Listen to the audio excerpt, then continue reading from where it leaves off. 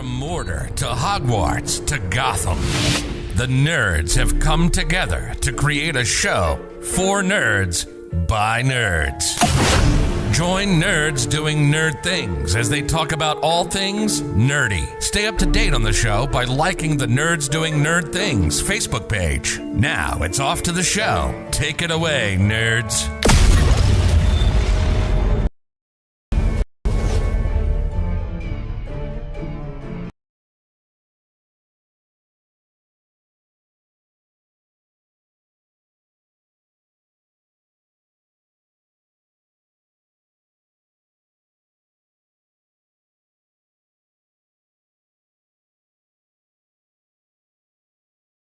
Alrighty, everyone, and welcome here tonight to Extreme Sim TV once again for tonight's coverage of the Wheels America 100 at Talladega for the Apex Cup Series presented by Wheels America.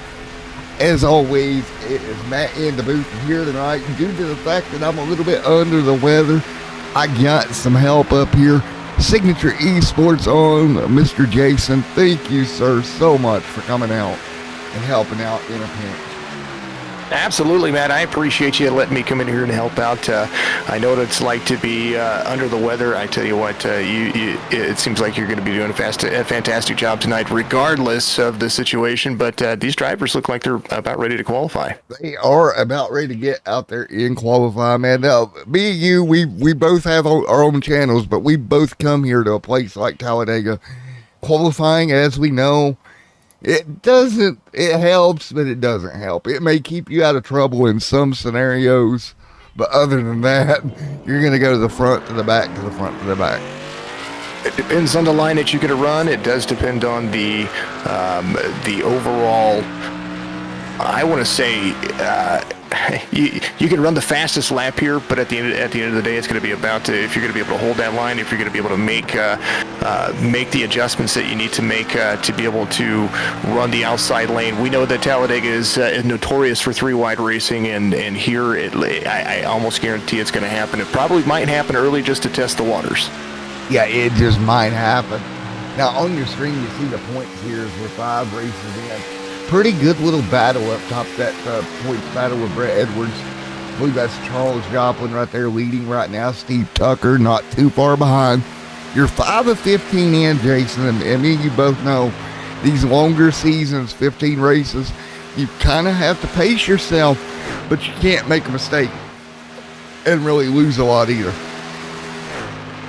You're absolutely right. Especially when it comes to super speedway racing, you're going to find that this could be a make or break situation, especially if you have a close battle in points. You're talking about Charles and Brett having basically a 4-point separation right there.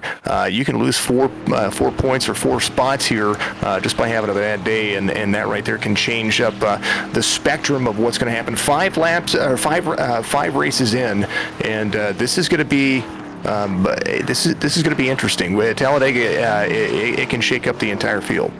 Yeah, points are going to be interesting at the end of the night. You know, we're like you said, you're 5 in of your 15. You got 10 races to go. You just got to stay focused, keep the car clean. And here at Talladega with this car, I mean, you talked about this pre-race.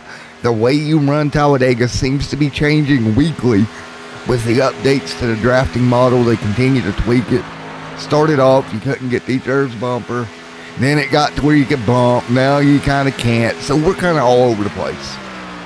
Well, just 2 weeks ago, we broadcasted Talladega when it came to officials, and the outside lane, if it was organized, it could compete with the inside lane. But now we're on a different tire model, a different draft package, due to the officials kind of making the cars the way that they want them.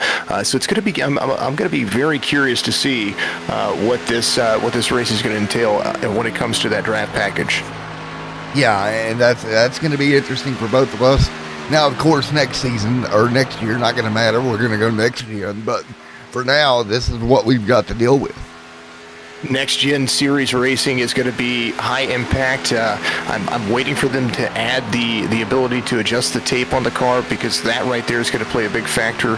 The rear independent suspensions on the car, that's going to play a factor. And we're talking different brake biases, which we're not used to.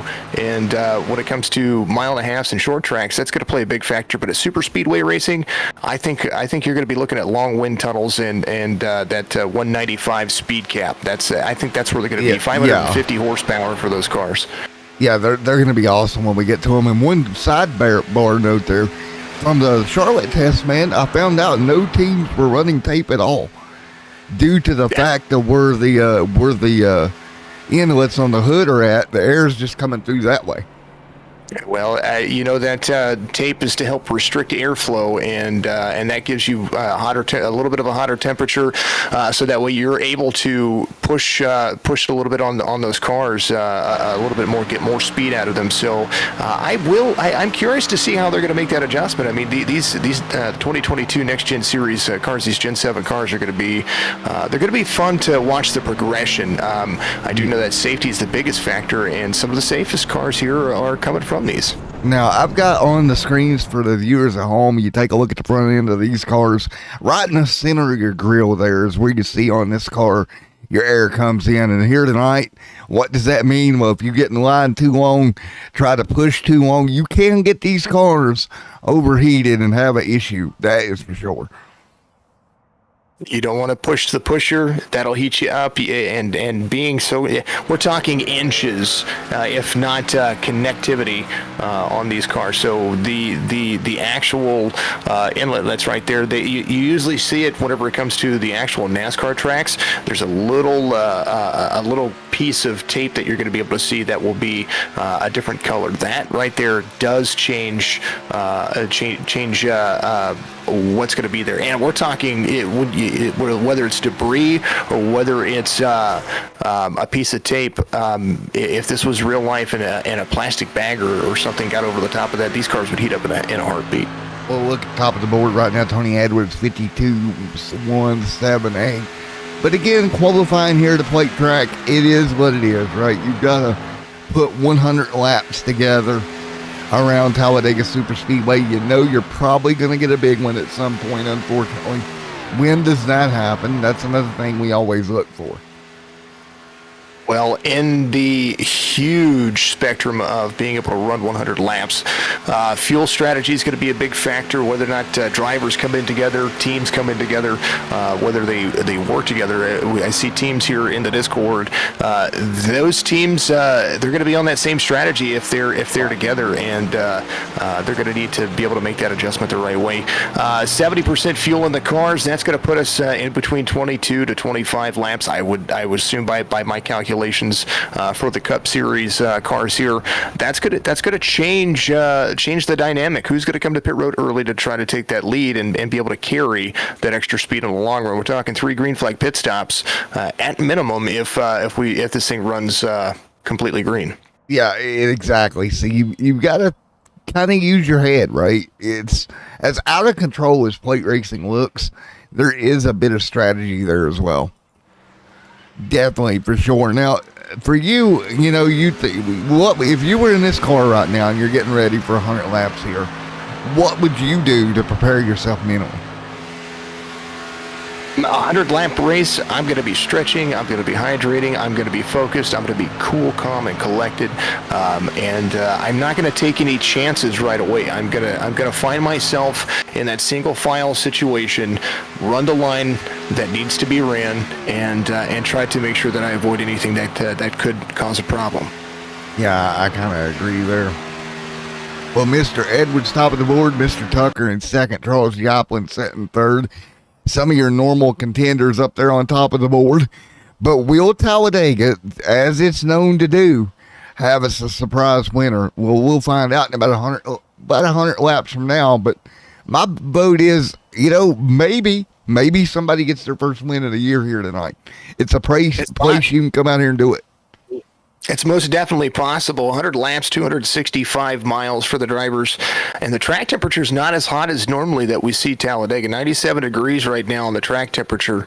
That right there will play a dividend when it comes to these tires heating up and wearing out. We're seeing the partly cloudy skies. If there's cloud cover on the backstretch, that will help some of the temperatures. 2.65 miles here at Talladega will only benefit anybody trying to make a run in corners if there's cloud cover. That's where you're going to be able to see it. But it changes so much over the course of the track that it's going to be. It could happen to anybody. We could get onto the front stretch completely cloud covered. They get down into the tri-oval area before the start finish line and completely wipe out. And anything could happen.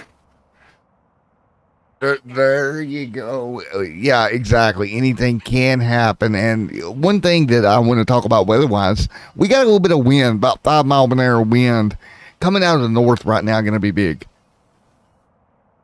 Wind is a big factor when it comes to especially the backstretch.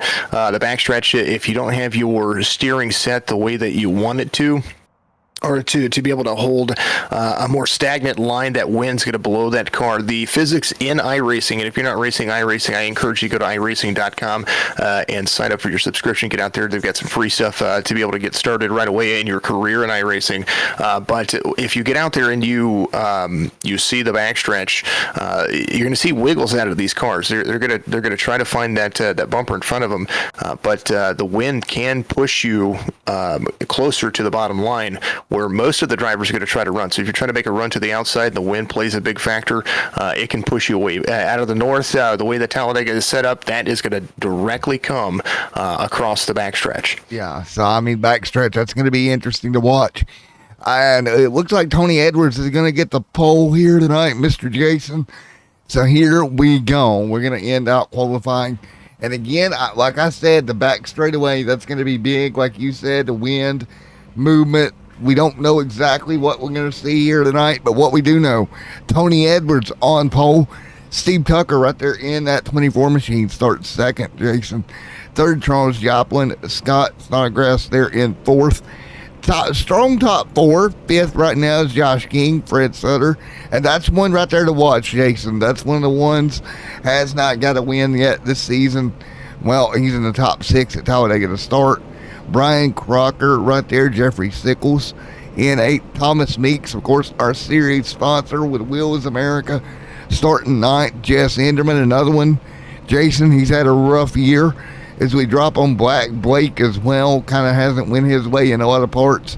Anthony Williams, Frankie Barroso from Texas Family Racing coming in strong when he joined this league just a couple of weeks ago. Matthew Smith in 14th, 15th, Jeremy Edwards, Travis Twitty in 16th. 17th right now, Charles, and starting 18th, Brandon Ward. And I know you know Brandon. Brandon's had a rough season, looking to turn it around tonight at Talladega.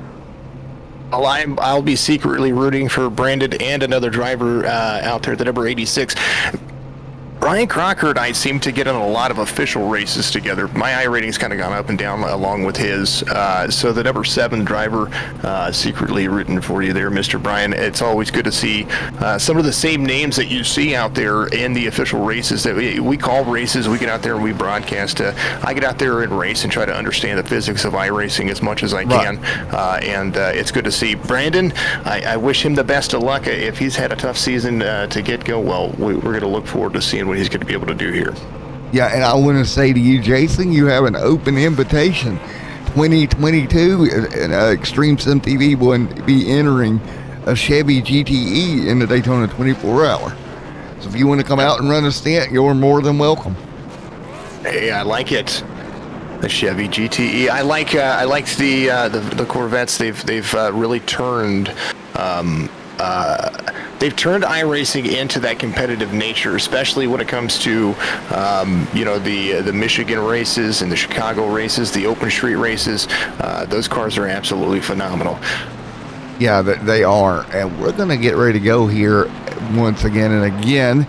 You're watching Extreme Sim TV's coverage of the Apex Cup Series presented by Wheels America. In the booth tonight, as always. If you're just joining us, it's Matt with you and a special guest from Signature Esports, kind of stepping up to help me out here tonight while I'm under the weather, Mr. Jason. And you never know, I might end up on a signature esports broadcast one of these days. I welcome you over there anytime. I'll get you some invites to the places that I broadcast in, or Discord over there as well. All I ask is that, folks, if you get an opportunity, make sure that you go and follow Apex Race, this channel right here, Extreme Sim TV on YouTube, and while you're there on YouTube, look up Signature Esports there for you. Give yourself a subscribe there. Hit the notification bell for both of us, and make sure you tune into each of the races. We put a lot of time and effort into this, and our community is, as much as there's a lot of folks out there, our community is kind of small, tight-niched, and we like to help each other out when we can. And much love and appreciation to everybody out there. Wheels America. Make sure you go to wheelsamerica.com. Check their location near you. They've got from the East Coast to the West Coast. They're absolutely fantastic. Give them a call, 800-486-0931. That's going to be wheelsamerica.com. Use them. They're going to be fantastic. We're going to go green flag racing here. Matt, what do you think? Well, I don't know, buddy. We're about to buckle up and go green at Talladega. You're going to have to hold on for 100 laps here tonight. A longer plate race here this evening. Here we go. Out of the tri-oval, and you've got to keep in mind that start-finish line way down there, Jason, towards turn number 1. Exit of pit road. That's it's impactful, but I tell you what, the way that you buckle up here is you don't jump that restart. You got to get a clean restart. And they do just that. We are green in round 5 of the Apex Cup Series presented by Wheels America. Great start on the inside lane. Still double foul those ahead into 1. And neither Wayne really pulling ahead here, Jason. Steve Tucker there to the outside, only has one car behind him. Scott Snodgrass there, Snodgrass right there. Let me get that correctly. He is. Those are only 2 cars, but you've got a little bit of help coming from the back there. Almost three wide as they get close to the approach into turn 3. 2 cars try to make their name known for it, but the 89 to 118 try to move forward. Yeah, they're trying to, but 2 cars on the outside line as well. But you see already everybody diving to the bottom. Jason, is that kind of what you expected to see here? 100 laps, I expect to see single file racing, and maybe a little bit of game of leapfrog over the course of the race. But for the most part, let the 118 lead. Let everybody get kind of on a similar page. I don't want to see single file racing for a little while. Let's make it boring for just a little bit until we get things ready to rock and roll. Get closer to the end of the race. Get yourself in position to win, and get all these laps turned, because we're only on lap 1. Or we've only completed lap 1. Lap 2 is going to be a different story. Everybody peeking inside. There they are. And there you go. I mean, we got a long way to go, and like you said, everybody playing it smart, getting down in line. And I agree with you. You don't want to be involved in the big one or take a bunch of cars out early. You've got to be here at the end. To win, your first must finish here tonight. Man, 118, he's doing a phenomenal job. Look at him. He's there's enough space right there that everybody's just keeping pace. But if you give up that inside line, you know that somebody's going to put you to the back as well. Yeah, and that's the thing. The 118 leading of Tony Edwards, he can't come off that yellow line. You've got to kind of stay down there. The yellow line is your friend in this scenario, right? You can't give that lane up. What do you think? If you're a driver behind him, would you think about shipping him out here at some point if he moves up too far and go ahead and leapfrog him, or are you comfortable where you're at? Right now, if I'm the 89, I'm all over the back bumper of the 118. I'm trying to give us some distance between the 7 and the 13 right behind us. But if I'm the 7 and the 89 tries to go high, I'm just taking the 89 spot. That's just kind of how I would race this race. I wouldn't necessarily put myself in a different position other than just keep yourself on the inside line, move up a spot when you can, and just try to take it easy. Yeah, that's exactly right. Now, they're going to sit there in line for now. And honestly, man, it looks like we're going to have a pretty good green flag field of this. So that kind of goes through your head. If we get the green flag stops, you're going to see you don't want to make a mistake there and break off this line. As now we got Scott, I believe, back there stepping out of line for a moment. He got back in. Yeah. He did. He kind of jumped back in line there, the 22 and the 59 right there. Sometimes you feel like you need to test the waters, get yourself a different line, get a little air on the nose, cool it down for just a second so that way you can get a little bit of a run. But you might see someone like right there, the 25 of Scott Snodgrass right there. He might try to make it work, try to side draft his way to the front, maybe get a little help. There's the MK2 number 12 right there behind him, trying to take a line with him. Frankie Barroso right there, he is he pulls up. I thought he was going to go with him, but didn't work for him. Yeah, and Barroso knows what he's doing when it comes to these plate tracks there, Jason. He has won multiple times in the Sunday Night League here on Extreme Sim TV at plate tracks, and now here doing the same thing, starting to get a little line formed. We'll see if they can work their way forward. He's got Blake right there and Jeffrey Sickles with him. 3 cars to the outside, 22.59. And the number 12, again, the 12 says they're not moving, so I'm going to drop right behind the 25 here. And Scott's got a little bit of help on the inside. 22.59. They're not going to make too much ground until they get to the outstretched corner. Backstretch is going to run. They're going to make it interesting now. 3 cars on the high line. Yeah, and we're monitoring this, but they're not really making any ground. And I wonder if that wind down the back straightaway may be hindering that a little bit. Fastest lap of the race ran by the number 60, who is right there in line on the inside, right at 49.55. Our race leader's best lap, 49.81. And that goes to put a true testament. If you back off a little bit, you can gain some ground. I've seen 48-second laps at Talladega, and 48 or high 48-second laps at Talladega. But now it looks like a train might be moving. There they are rolling. Yeah. Scott there has stayed committed to that top lane, Jason, long enough to get some help. But we've got them coming up on some lap traffic as well. And Thomas Meeks amongst those by himself back here that may be in trouble. Thomas Meeks fell off the draft. If you fall out of the draft line, well, that right there will change some stuff. It looked like he got an EOL penalty early on, and now he's trying to make it work. Once they start catching up, that's going to play dividends to it. Right now, we're also looking at Charles Balance, who's getting into turn 2, out of turn 2, coming on he's onto the front stretch right now. I do believe he's out there as well. The 41, Charles trying to make work of it. He is on the backstretch. He is trying to gain some speed. He's going to get up there and try to stay out of the way of the leaders, but the leaders are coming at 198 miles an hour. He's running 185. Yeah, he's not going to be able to hold it off long. I agree with you there. Now, when he does get past, what's his best opportunity? Just jump in the line? Just jump in line, keep yourself high, try to find a hole as quickly as possible. Don't disrupt the flow, but get yourself in that draft. He's got a clean car right now. Keep it clean. If an incident happens, he's going to be the lucky dog. He'll get that free pass, and he'll have to work his way around. Just try to keep yourself in the best position possible. Even if you're a lap down, that's still a good position if you're there with the lead pack. Well, right now, I'm showing him 2 down along with Jess Enderman, so we've already got 2 guys way off of the lead lap. So that's going to be painful for him, because if he goes another lap down, that puts him 3. He's no way he can get the lucky dog spot there. That's rough in the first 9 laps. And you're absolutely correct. Jesse right now, he is pulling up the draft of, I think that might be. We got Charles. He is going that lap down, but we do have that Thomas Meeks right there.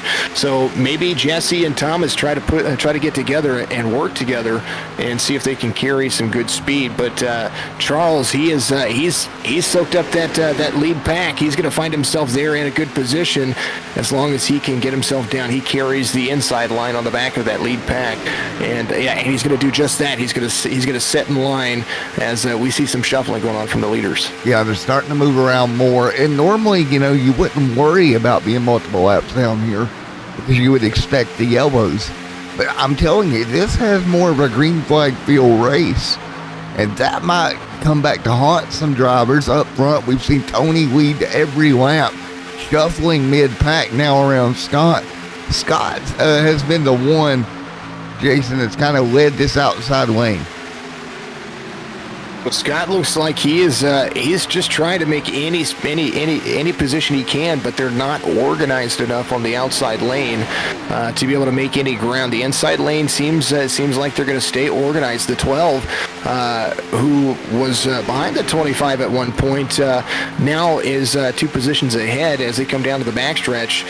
The inside line making more of a groove. He needs some help. He needs somebody to be on that back bumper, shoving him around the backstretch and into the front stretch. You don't really want to push in the corners, but he's not making any ground. He does look like he is losing ground. He gains a little bit in the corners, but he loses on the straights.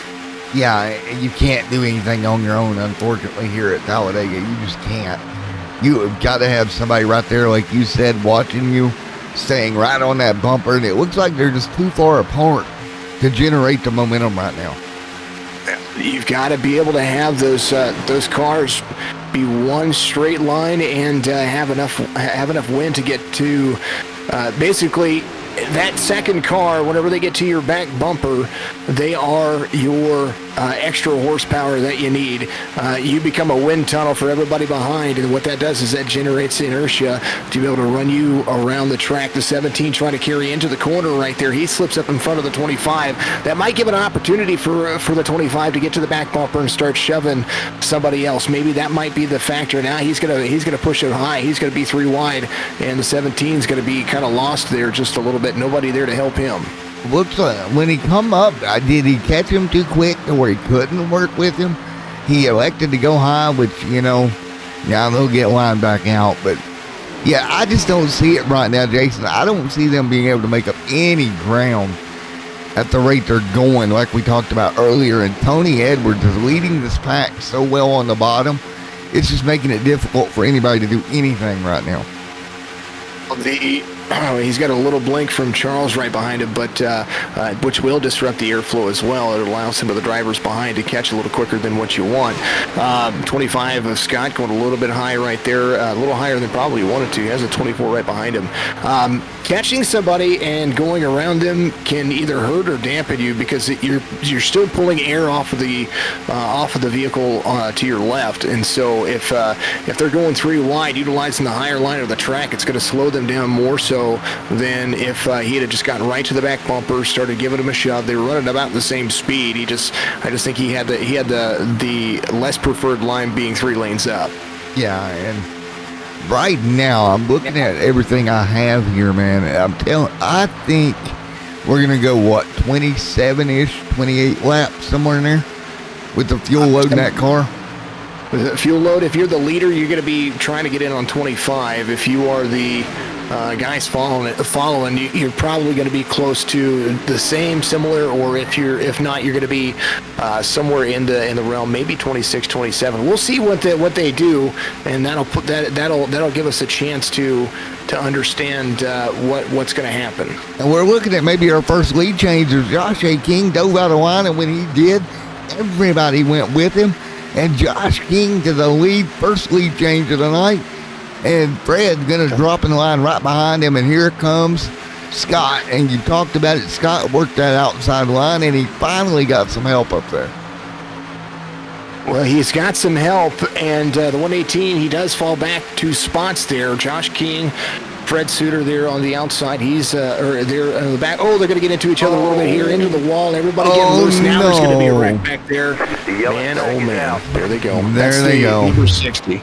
That is Anthony Williams. We'll go to our Extreme Sim TV replay. And there you have it. Williams going to be on the apron right now. And did you expect it coming once they jumped out of line like that? I did. I think they tried to push it a little bit too early. They were getting close to being where I think that Josh and Fred made a good move whenever they jumped out of line. They passed him, but they didn't get reorganized very quickly. It became all right. Everybody's going. Let's go now. Yeah, and that's unfortunately the 59 involved as well. But Anthony Williams probably got the worst hit out of all that. And with this caution, I believe it's going to put Jess Enderman back on the lead lap. Unfortunately, Balance was not the lucky dog contender at that point. So that's kind of unfortunate. Sometimes that's the name of the game. Where are you on the track?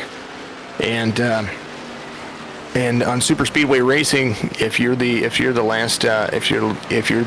driver, it's the way that it works. It's the first driver with track position that's a lap down. And so say you have two drivers that are 3 laps down. Well, that first driver that's closest to the race leader is going to be the driver that gets that lap. It looked like the number 60 right there was just he was unfortunate. The 25 kind of got up into the 24. 24 got down, or I'm sorry, not the 24. I think that was might have been the 59. He came down, and it is who collected the number 60 of Williams. Yeah, it's unfortunate here. Well, we got a little bit of time here, so we're going to go ahead and do our first commercial break here. Talladega laps are long. We'll see if anybody comes down pit road this time. Bye.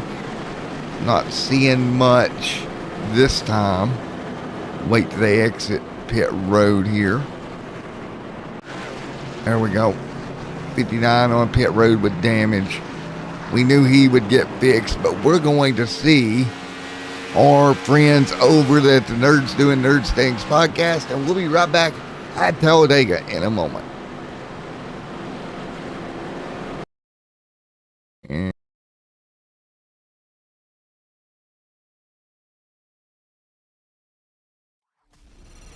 From Mordor to Hogwarts to Gotham, the nerds have come together to create a show for nerds by nerds. Join Nerds Doing Nerd Things as they talk about all things nerdy. Stay up to date on the show by liking the Nerds Doing Nerd Things Facebook page. Now it's off to the show. Take it away, nerds.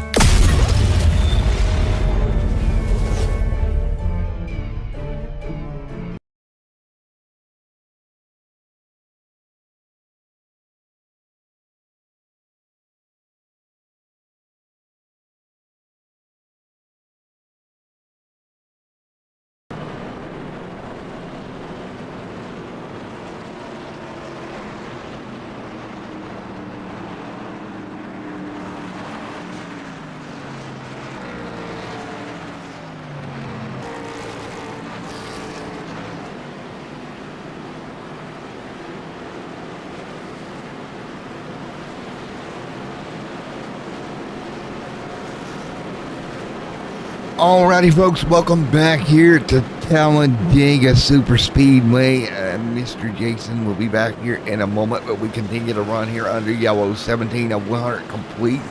Thank you to the Nerds Doing Nerds Things podcast. The link to all their shows, where you can find them down below. Check them out after the night's race, and don't forget to head over and check out the Signature Esports on Facebook and YouTube as well. As again, Jason kind of stepping in to help me out here tonight, as I am feeling a little bit under the weather. I've got some symptoms of the word that I can't say on YouTube, because YouTube don't like that word, but particular thing that we're all dealing with right now that's not very fun to deal with. So we'll get ready to go back green. 18 of 100 complete here tonight. I'll be alright, fighting through. Got some Sunny D here, and sitting here and calling a race at Talladega. A lot better than laying in bed feeling miserable. So we'll get ready to go back to green once again. Becky, how are you doing in chat? As always, nice to see you in chat here tonight at Talladega Super Speedway. And we will get ready to rock and roll for the restart here tonight at Talladega Super Speedway, and what will be a fun one once again here this evening as we get ready to go back green flag racing. 18 of 100 complete. We're not going green, not going and they're green. going to wave off the caution. So let's talk to Mr. King here, your race leader. Josh King, Matt in the booth, got a copy. Yes, sir. How we doing? Already been doing all, I would say okay, but I'm hanging in there, man. You got to the race lead. You dove out of line. You got some help with you. You're able to move forward to that race lead. What is your plan now going forward here, Josh? Well, really looking for that stage win. So, we got about 6 or 7 laps once we go green here. Yeah. And just want to be able to hang on to that and get those stage points and that playoff point too. So we'll see if we can work with our team here and see what we can get done. Yeah, so you take a look as we get ready to go. Are you pretty happy with the momentum you've made here tonight? Yes, sir, I am. I just excited based on how the races have been going the last couple, and just sticking with it, racing hard, and been able to bring home some good finishes. And super speedway racing, so you never know what's going to happen. But we're going to try to keep it as clean as we can and keep it up front. And for Mr. King, which room would you like to go back to, sir? Back to Highline Motorsports. Thank you so much. No problem, buddy. There we go. So, Mr. King out of Highline Motorsports, ready to go. And we completely, the way I'm feeling tonight, we completely glossed over stages. But here tonight, we will have stage coming at the end of 25 and 50. So as we inch our way close to the restart and then eventually the stage end here at Daytona or Talladega, my bad, wrong plate track. So we'll get ready to do this all over again in just a moment. We'll find out who is going to get the stage points and playoff point here at Talladega, Alabama for stage number 1, which is really honestly big here at a place like Talladega. As you see, King, the 13, right there as well. It'll basically be a 5-lap dash to the end of stage number 1.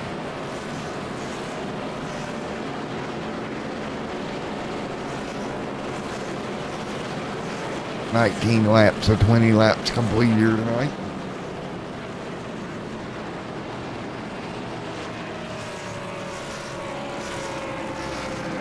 As we get ready to go once again, field out of turn number 4. Coming for a restart. One and only caution here tonight so far in Talladega Super Speedway. Hoping these guys can keep it clean to the end. Here we go. Coming to the restart this time by field double file.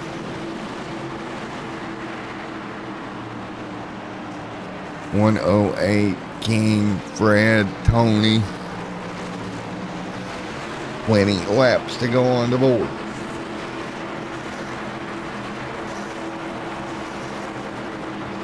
Green flag. Green in the air. Once again, we're underway here at Talladega Super Speedway. Everybody back at it once again. 5 to go into the end of stage 1. They'll dive down to the bottom. King leads. Everyone behind him. Tony Edwards led early on into the night. Remember, it was Scott who pushed the outside line early. And everybody trying to inch through right now.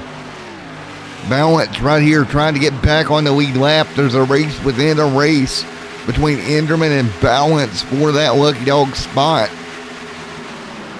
The 89 there top side as well. Here they go. Switching it up right now. That's going to be the 118 of Edwards to the top side. Edwards to the top side of the racetrack right now. As he goes to P2, King leads right now, 21 and 100 on the board.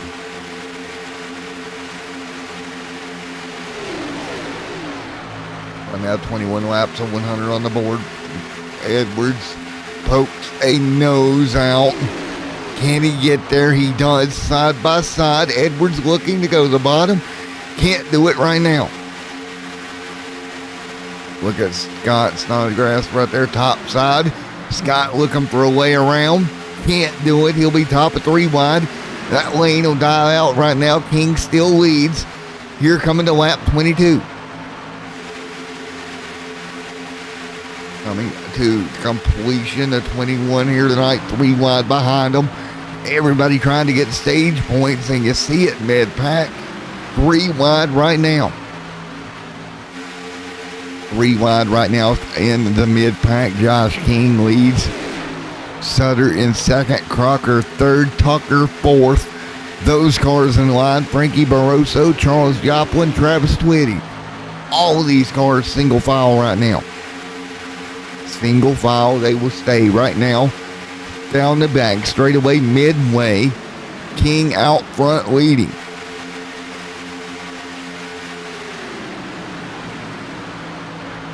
$25 on the board to 13 of Sauter. King. Everybody inching their way through. 23 on the board here tonight. Coming towards lap 24 and the end of stage number 1, coming right up at the end of 25. Right now, the front 5-6 cars are going to stay in line. Mr. Jason's back with us. Hey, Jason, buddy, how are you? Been watching the race. I'm sorry I had to step away for such a long period of time. When somebody needs your help, sometimes you got to do it. I just didn't realize it was going to take a little bit longer than that. I thought it was a quick question, but it was a little bit more explanation than that. You're fine, We're trying man. to use Google Sheets, and this racing's been intense since the restart. Yeah, as we close in, I completely glossed over it and forgot to mention it, but we are coming to the end of stage 1 at 25 here, Jason. And 25 laps on a stage. That caution helped out for fuel strategy. That's awesome. yeah, that's going to be awesome as we come to the end of stage 1. You know, you've got points on the line here, so I think the philosophy, though, is still the same. Stay in line until the last moment, I think. With stage points, that's I would. Right now, Josh King, he might get a little bit of a battle for the stage win. It does look like the 12 was going high right there. Snodgrass is back here. Actually, take that back. Yeah, he's back in the back. He's still single file, but the outside line's starting to form up here, coming to the stage end. Do you waste a fast repair on this? I see the 17 of Jeremy Edwards did not. He was like, you know what? There's only one fast repair. I'm just going to go out and run and be as fast as I can. Yep, so I believe they're going to run it to the end of 25, and I think they're the way they're going to score it tonight. So this would be coming, I believe, to the white. Not 100% sure on that, but I believe they're going to run it to the end of 25 here. And looks like they are. So it's going to be 1 to go here, Jason. And you see the movement start to take place. Tony Edwards, the pole sitter, just ran the fastest lap of the race, 49.11, and he is on a tear right now, trying to make up any ground that he can, utilizing an outside lane, 4-car front, a little bit of a gap, and then 2x2 from the 118 on the outside. It looks like they're really trying to push it here. 10 position points up for grabs when it comes to winning a stage, and that's just, it's super, super insane. Single file, I'll let you call it. All right, out of turn number 4, they're unbelievably looking like they're going to stay in line here through the tri-oval.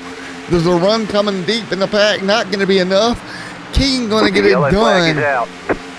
And wow, I did not expect Fred and the guys behind him to stay in line like that, Jason. I think somebody was trying to get a run right there in the tri-oval, and it looked like the 24 of Steve Tucker looked like he had the run. He had Tony Edwards right there with him, but it just didn't work out that way.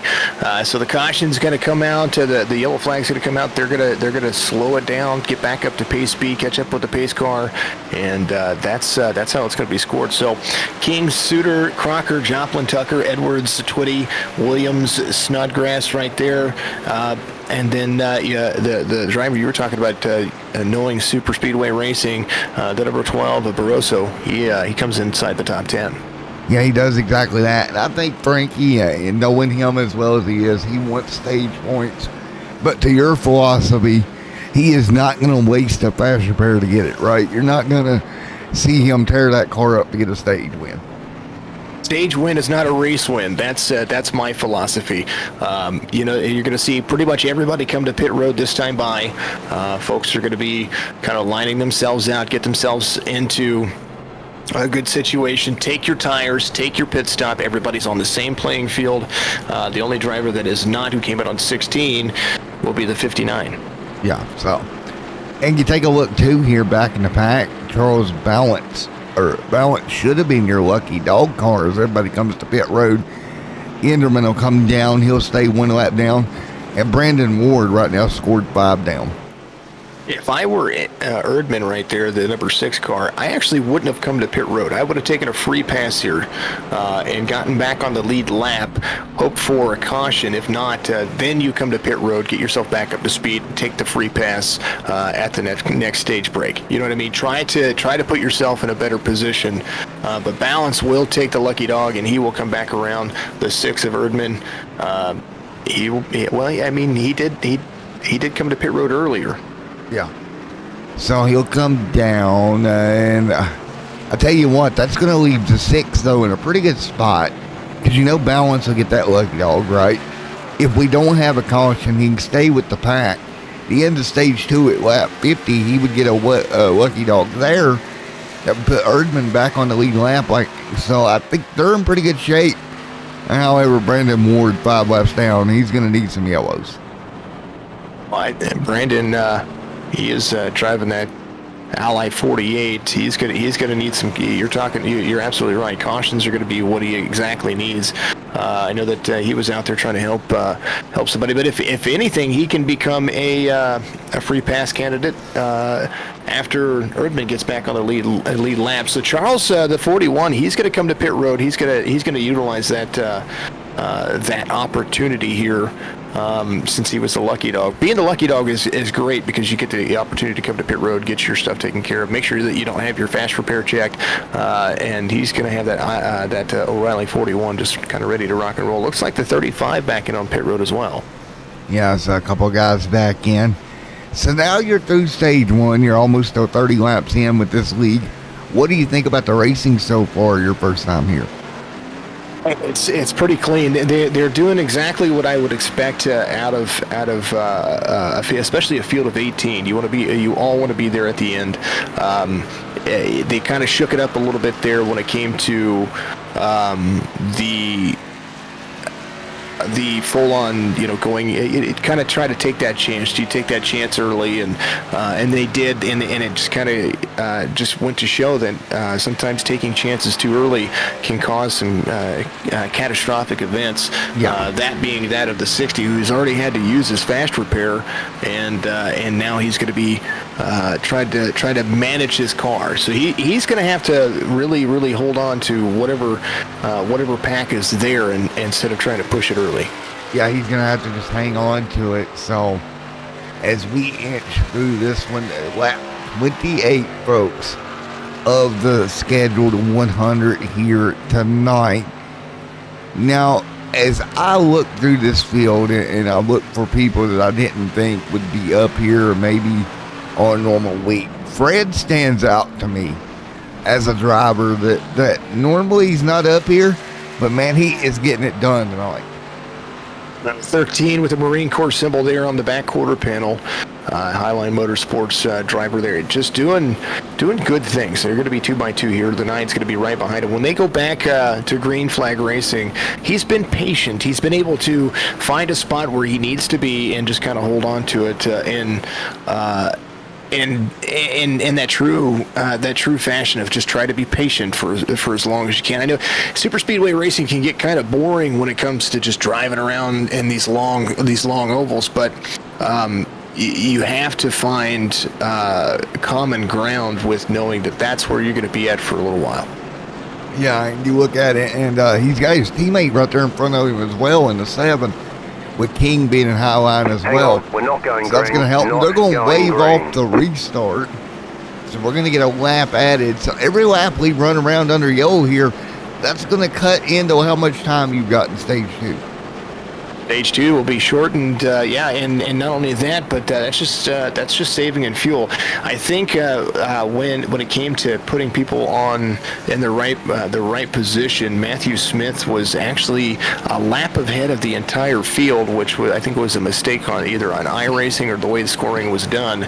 So Matthew Smith will have to let these cars go by, and so as they extend some things, Matt will get the EOL here and quite possibly still be. I don't know. It still shows that in my relative that he will be in first. Yeah, right now I'm showing him in the lead right now. This is something that when leagues have to deal with this is very hard.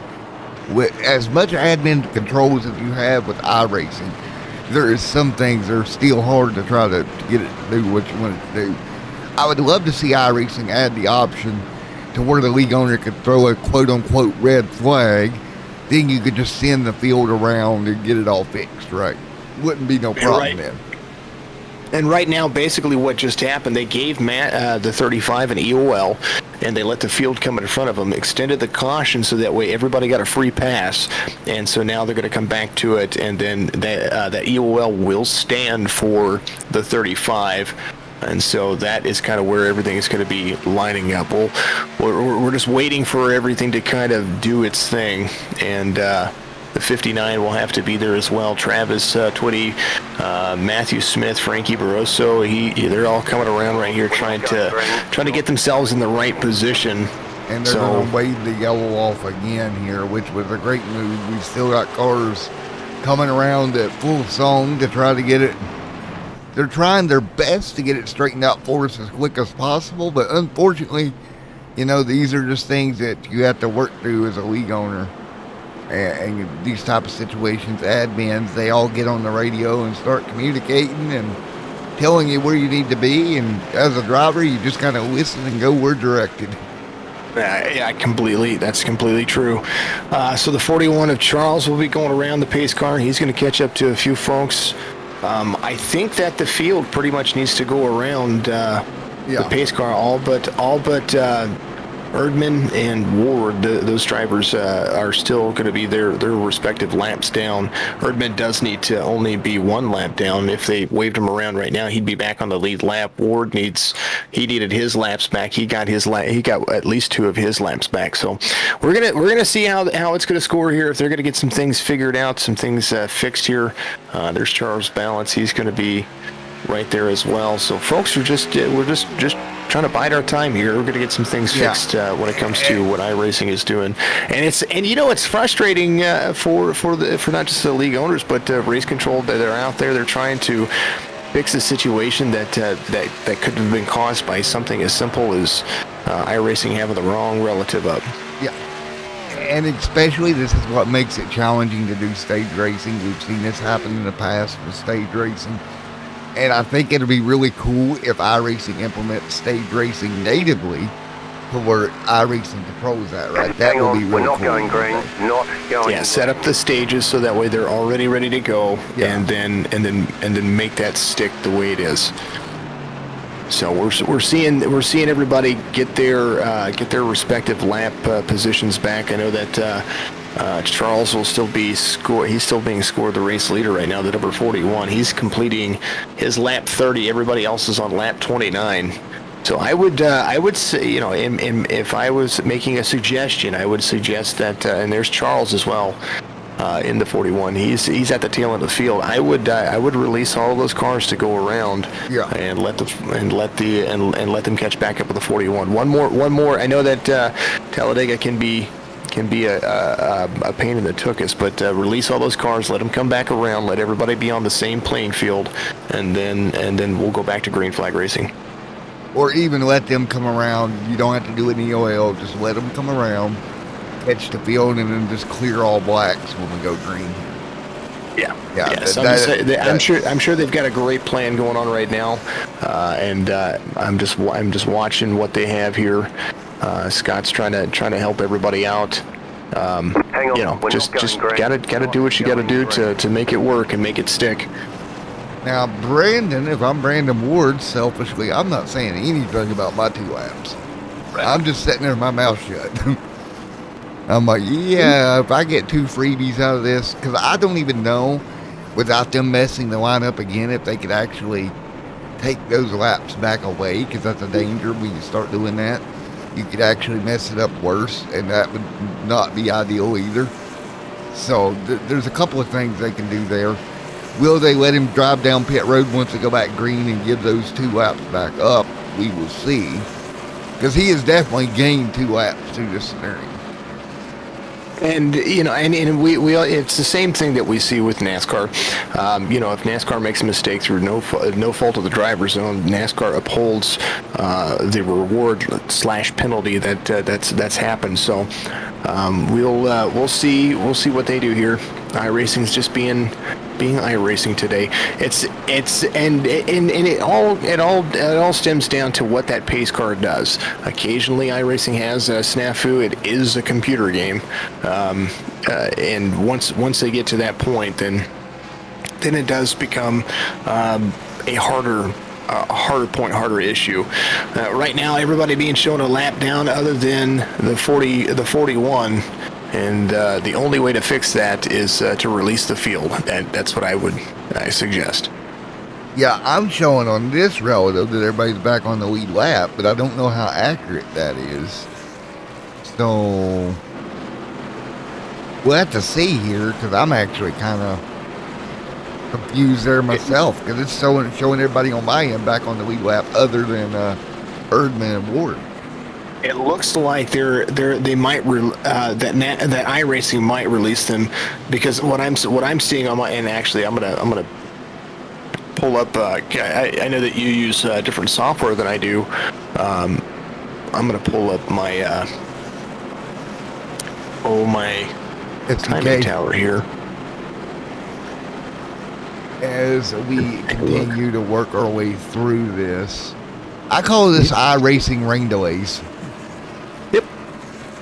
Yeah, it does look like there might be some intention here for the pace car to release them, because normally it would show them a lap down, and right now the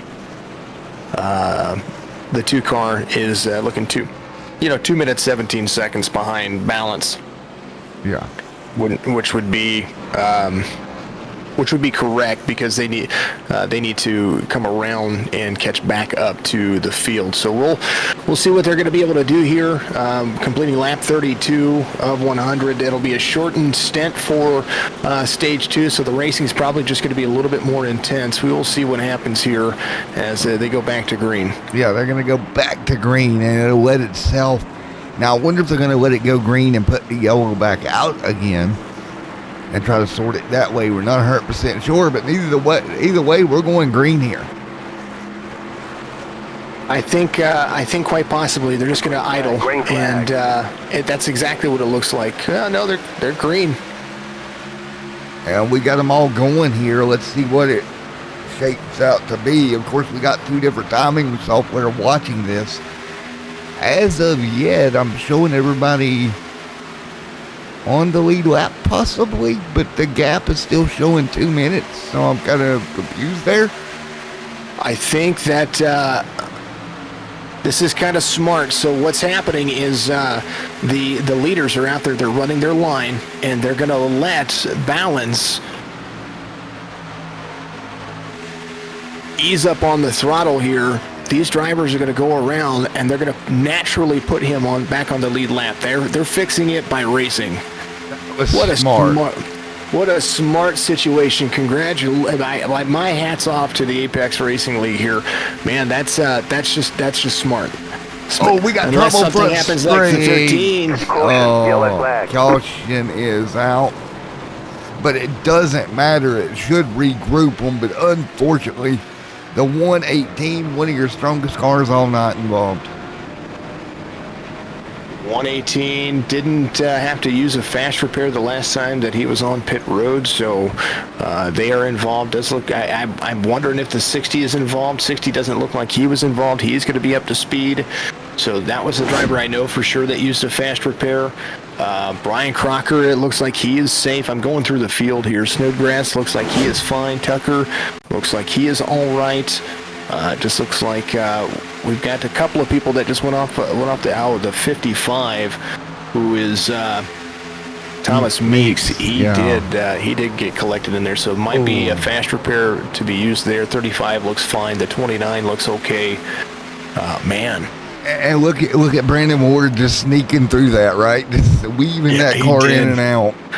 He's like, you know what? I'm so close to being back on the lead lap. I just want to take my time. The number 6 car will be your lucky dog here, so he will be back on the lead lap, I do believe. Fred is it's showing him a lap down, but I do believe Erdman's going to be your lucky dog. Yeah, or should be. Yeah, it should be. We'll see how it. Man, some hard hits there, Jason, in that incident. A lot of cars lifting up off the ground. Now, these cars don't tend to blow over as much as like your 87 car would, but they can get up in the air, and you saw it right there with some of the impacts. Absolutely.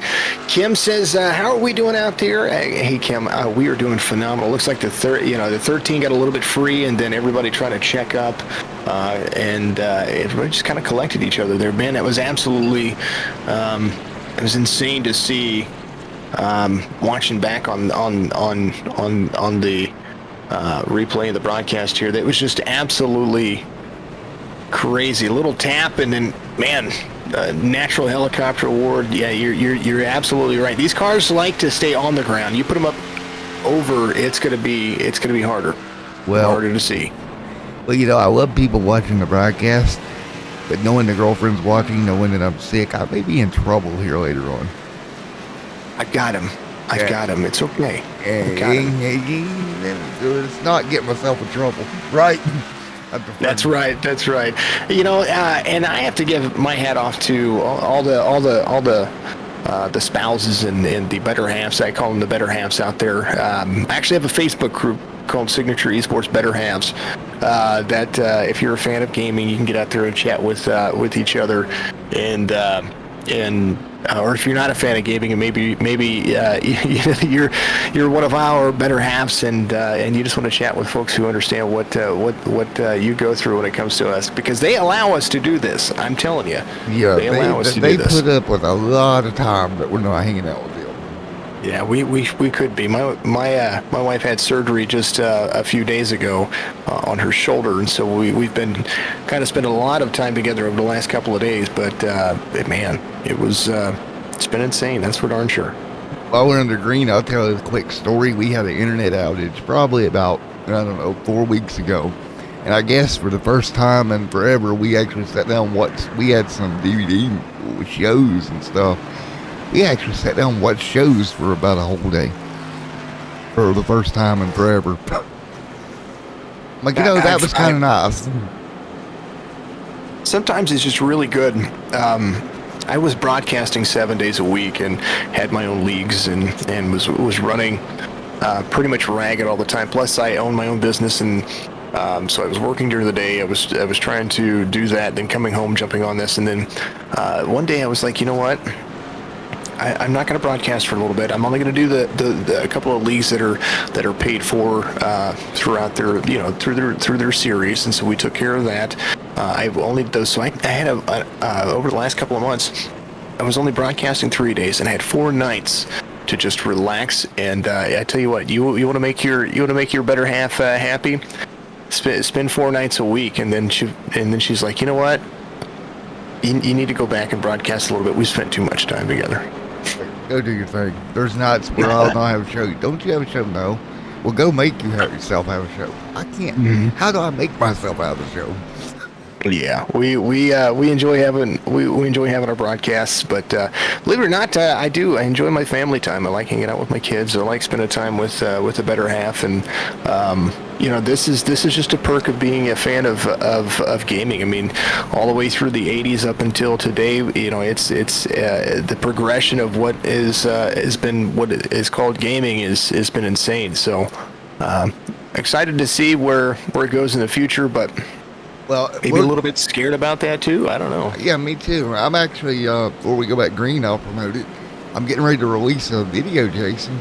It's going to be time lapse, so they don't have to watch the whole thing. But it is going to show from start to finish what all I do to make an overlay work for it. Hey, there you go. Yeah, I probably should do that for my entire broadcast just the same. We can throw them together and see, show the differences between, because different broadcasters use different software. Yeah. And there's so many different, I don't know how many times people ask me questions about streaming, and I'm like, there's not a lot of information. There's a lot of self-taught things. So that's absolutely awesome. I look forward to seeing that. And I did click the subscribe button. I do have the notification bell hit right there. Make sure that if you're out there watching on the Extreme Sim TV that you do so. Make sure you do so as well. Give us a like for the stream here. Appreciate you very much. I want to see those likes. We have 15 people watching right now. Make sure that you give the thumbs up there for us. I'd like to see all 15 do that. I appreciate you very much. We're going to go back green. Matt, tell me what you think now. Well, we're going to extend the caution. We're going to extend the yellow once again. I think, man, if we keep extending the yellow, we're going to have a dash to the end of the stage. With it being lap 37 already, I think you got to stay up front, right? I think that to get close to the marker where you're going to get stage points here, because it's going to basically be a shootout. That after that we're going to have 50 laps of fun in the sun. I think that they're really going to have to push the envelope for the first couple of laps. Get yourself single file and then push it the last lap. And last lap is super important. Yeah, and I'm going to go ahead and plug this while we got about half a lap to go. If you want to hear how this channel was started, I will be on an episode of the Six Pack Racing podcast here coming up next week. I'm going to go all into the creation of the channel and tell some stories that may not be good about how this was actually created, because it involves an ex-wife. But it's a great story. But that'll be on the Joe's Six Pack Racing podcast. Hang on, I agreed to go ahead and tell a story, Jason, even though it's going to be fun to see the reaction. I like the Joe Six Pack Racing podcast. I like the Joe Six Pack Racing League as well. Absolutely fantastic guys over there. I called a couple of races for them a time or two. Good group of racers. But we're back under yellow again. Looks like we're still trying to sort this. Get it all situated. Edwards is going to be back on the lead lap. Ward will be one lap down. That is what I'm being showed scored here. Sutter, Joplin, Sickles, Edwards, they're going to be coming around the pace car. I think they're going to catch back up to the field here. Speaking of things to plug, we need to plug that wheelsamerica.com one more time. Man, oh man. Beautiful website. Beautiful rims. I love it. And wheels. And it's beautiful, man. I'll tell you what, I know whenever I get this vehicle back going, I'm going to go to wheelsamerica.com, and you should too, and get your rims all done up, man. And not bad prices either, Jason, really. Well, I'm looking at, they've got locations: Dallas, Fort Worth, Texas, Houston, Texas, San Antonio, Texas, Los Angeles, California, San Francisco, Philadelphia. So make sure if you have a location near you, make sure you go and do that. You can also give their 1-800 number a call, 1-800-486-0931. Again, 1-800-486-0931. Online pickups, they have all kinds of services, and you make sure you go out there if you have purchased from Wheels America. Make sure you hit that satisfaction survey on their website. Absolutely killer. And you can shop directly, have it shipped directly to your home as well. I just clicked that. I'm looking at all their stuff here. Got the internet price. They've got the local prices. That's absolutely insane. I like it. Yeah, I do too. I really love what they do, all the support they put in this series. So if you're an admin here, and I want to get the admin ideal, are you pretty much sacrificing stage 2 here to make sure you have it right for the final stage? Yes, and kudos to the admins for doing so.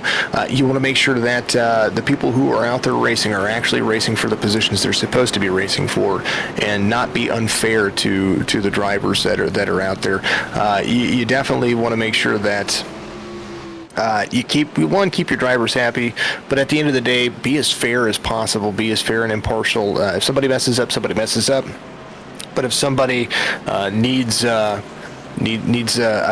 change or something needs to be fixed, then they're doing the right thing here by trying to make sure it's right. Yeah, just try to make sure it's right at all costs. You really to this stage, because at the end of the day, it all matters at the end of the race. Really, is what you're looking for. And I think if we're looking at our timing screen, I think they pretty much got it. I'm pretty sure it should be good to go this time by. On my end at least. And now you do use SDK timing, right? Is that the one you're using? Yep, I use. I used to use ATVO when I very first started, and then throughout the course of time, SDK became on my radar. And once it became on my radar, I paid for an annual subscription, and when I did. I realized that I enjoy their timing. I enjoy what they have, and you know, being able to be creative and make your streams look great is all about just kind of how much time you want to put into it. These guys are I approve of, but ATVO a great recourse. We're gonna go back to green flag racing here with the 59 760 and the 86 front two rows for you. Well, here we go through the triangle, and finally the green back in the air. And now what do? You've got roughly 11 to go to the end of this stage. You got to figure it out in a hurry. You don't have a lot of time. Man. Well, the 59 did something I wasn't used to there. He went ahead and slid right up in front of the 7. I think he's trying to pull that number 7 with him, and he is going to try to make it single file. He's going to straddle that middle line. And the 60 is going to be there to the bottom. Brian Crocker there as well in third, trying to hold on to that outside lane. Man, they're moving. Yeah, they are, and that outside lane really made it work. And look at Blake, King, everybody, they're going to drive down, Crocker as well. All going to jump to the bottom once they got cleared. Great racing side by side. Looks like Smith going to slide backwards a little bit. 35 there, right back there. They're all trying to find some kind of groove here, try to figure something out, because the second stage, or the final stage here, the 50 laps that they're going to run here for the end of the race, going to be a different ball game. They're going to have a green flag pit stop. They're going to have to get themselves to pit road, and they're going to have to be in a position to do so. And so maybe use the next 10 laps as they complete lap 40 here to figure out who you're going to be able to run with, where you're going to be able to run, and how much time you're going to be able to gain going through the field. Yeah, and that's the hard part, figuring out what do you need to do. There's Frankie Barroso right there in that outside lane. Right there, that lane is getting stronger. The 9 machine there as well. And that's Brian Crocker there that I'm looking at here. It's got the 9 paint scheme right there. He's got the 35 to the outside. He's going to be stuck 3 wide here. Crocker was doing a phenomenal job. If I were the 35, I would have stuck with him there. They were making ground there on the front 4 and kind of just left him out to dry. So if I'm Crocker, I'm remembering that later on when it comes to if he needs help. Yeah, I would too, as we continue to rock down the back straightaway right now. And look at them, 2 and 3 wide back there. Now they'll jump back in the line. Blake there leading the way in the 59 machine right now. Luzian just he just seems like he's got that line down. He is hugging the yellow line to 7, keeping it about a half car length distance behind him. The 60 of Williams there in third. The outside line, Tucker there on the inside, but the 25 is making ground because they're a little bit more tightly compact. 35 kind of slips his nose out there a little bit, but they're closer together when it comes to the push, and that's why they're making ground. The 7 not as close to the 59 as he should be. Yeah, and right now the 59 machine of Blake continuing to lead. Josh A. King right there doing everything he can to help. 42 of 100 complete, and I tell you what, intensity starting to ratchet up a little bit here at Talladega. Well, Scott, the 25, back to 4th now on the outside lane. He's trying to make any ground that he can. A little bit of side draft, a little push from the 35. They are really starting to figure out where they need to be. 7 of King might look, he looked like he wanted to go with the 25, try to put the 59 back a few spots, but don't give up too much room just yet. That real estate very important as the 25 tries to go for the lead. Yeah, he's trying, and he's got help up there on that top lane. One car in the wall, looks like that is going to be Brandon Ward all by himself. Will stay green. But that top side, again, they're going to have to get down on the door a little bit more and try to side draft the best they can, but it gets dangerous when you do that. 59 up to pull the 25. He's going to try to control the lanes as he slides down just a little. Actually, he's going to pull the 25 with him. 25 is going to go down low. He's going to hit the bottom apron. 59 is going to stay high. He's got a little bit of help here from the 35. The 25 is going to suck back to the 7. Now they're going to be side-by-side racing. High line running here on the front stretch. 35, 59 outside, 25, 7 inside. They've kind of just swapped positions. Yeah, they're just kind of switching it back and forth here. And again, they're running low on time in stage 2. What do you think? You want to be the outside lane or the inside lane at this point? I don't want to be the leader right now. Not with the amount of energy that's coming this way. The 7 not very much into the back of the 25. All that ground the 25 just made, lost to 4 more drivers. 5 of them not holding on. 59 is going to lose to the 12 and the 35. 59 should have went down. I would have, if I were Lothian right there, you should have already been there. He's going to slip himself in front of Crocker right there. Crocker looked like he was going to go with the 55. Some jostling here, and they're just a little bit squirrely for me right now when we're coming to 45. Yeah, they are. You got to take care of the car, though. We want this end of race, car to be there. But right now, you're looking at a stage points, and the field's starting to kind of single out. At least the top 3 are. Jason is doing a good job. Top 3 shoving, and the 12 car doing exactly what I would want anybody behind me doing. Giving a big shove to the 35 into the corner. You watched how close that car got right there. He was really on the back bumper. Out of the back bumper on the corner. He's going to be right back to it on the straight. Crocker in 4th, doing a great job. Has the 60 of Williams there behind him, but they're losing a lot of ground there back there into the back. It seems like the top 5 not able to hold on. That 86 on your screen right there, the 9, he's driving the 9 paint scheme. He's still trying to catch back up as they get into turn 1. Yeah, and right now that's starting to split apart with Matthew Smith leading at the moment. Frankie Barroso in 2nd. 47 on the board of 100 this time by. And right now, mid-pack as well. Do you think his backpack can get single file back out and run them back down?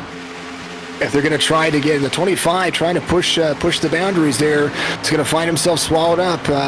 Got to be able to work with people, and he's kind of just pushing the boundaries, trying to get himself out there. And I just call it kind of like I see it, folks. They're not really ready to run. The outside lane working just a little bit better. These guys are trying to get back in a position. They do need to be single file, but which single file lane are you going to run? Yeah. Where do you run? Do you run the top? Do you run the bottom? Now looks like the top side pulling ahead, maybe trying to organize this. But look up front, Frankie Barroso along with Matthew Smith and Blake, those 3. Right now they have this stage kind of by themselves. Ryan Crocker doing a phenomenal job trying to just keep up right there. Has no backdraft help, so he's going to be losing ground just because he has nobody behind him. He's outside of that relative, about 0.6 of a second between he and Lothian. Lothian needs he's going to need a little help from that car. Maybe get it on the front stretch, keep your run. But that second group needs to. They really do. If they're in the next 3 laps, if they're going to do anything, they need to catch that front pack because they're 2.8 seconds back. The 60, they're losing. They're losing because they're fighting. Yeah, they're fighting way too much here. And it's 2.9 now and further back as we should be coming to 2 to go this time by in stage number 2. And they're trying to get single file back there, but it's almost too late at this point. Well, Crocker is going to be losing a ton of ground here in 4th. That second pack will start to catch him and swallow him up. That second pack, they are jostled. There might be a caution before we even come around to take 49. Yeah, that second pack getting all over one another here. Dude, they are absolutely all over each other at the moment. 49 on the board. Now, keep in mind, this is stage points in the backpack as well. All up to P10 will get a point at least. So, you've got something to race for if you're back here in this pack. But meanwhile, up here in a calm and cool collected land, Smith, Frankie, and Blake, all 3 kind of checked out, and you're right, Brian Crocker has now fell back to that second group. He's about to be shoved on the inside there. He's not giving up a lane, and I don't blame him. They really need to get down there. 7:55 back there, 13, almost getting into the back of him. 118 is going to go around for 4. Tony Edwards trying to work his way back to the front. It's Brian Crocker there.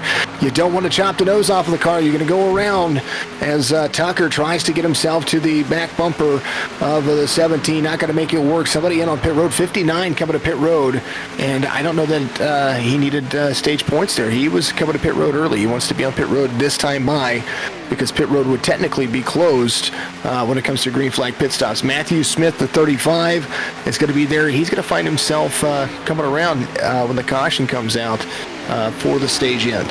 Yeah, and it looks like those two are fine by themselves. But back here, it's a hornet's nest. 5th, 6th, 7th, and 8th. Now 3 cars starting to break away. Brian Crocker back up to 6th. Crocker trying to get back to him, but meanwhile, out of turn number 4, Smith leads Frankie.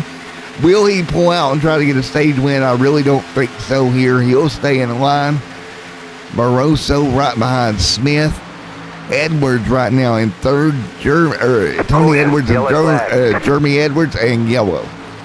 So there we go. A little bit anticlimactic for the stage win there, but man, great job. Well, we talked about it early on that they were going to try to that this next 10 laps was going to set up from the caution issues that they had before, that this next caution was going to set up or that this next 10 laps was going to set up basically how they were going to finish the stage. And I knew that some aggression was going to happen, but I think that the early aggression about 4 laps in really started separating the field, and it separated it so much that it didn't allow them to be able to get up there and compete for a stage win. So some of the drivers, like the 59 Lothian right there, he came into pit road before the stage in to find himself. All of these drivers are going to come to pit road, so he might find himself out front when it comes to this here in just a little bit. Looks like the 22 is going to be 4 laps down. Brandon's going to be out for the day, and man, Brandon's year of bad luck just continues. Man, I hate to see that. I really thought this could be a race he could turn it around. How super speedway racing can be everybody's benefactor, or sometimes can be everybody's kryptonite, depending on what happens here. So they're just they're doing what they can. So that will be your drive in.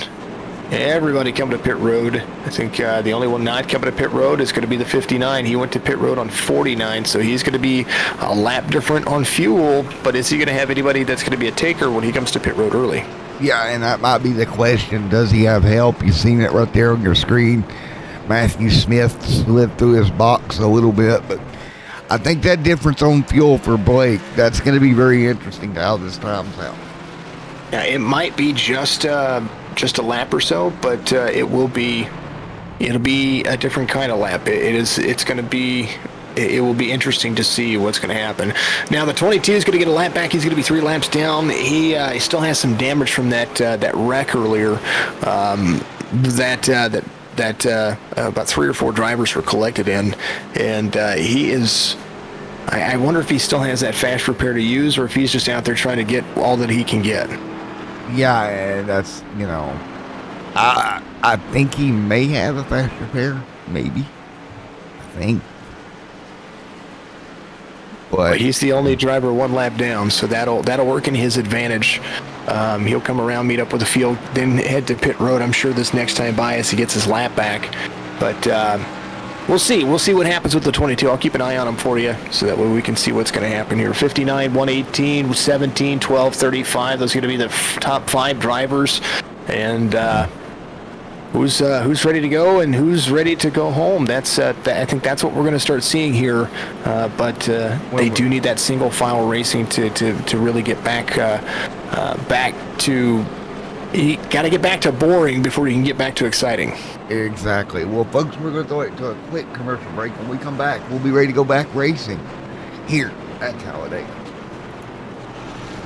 For more order to Hogwarts to Gotham.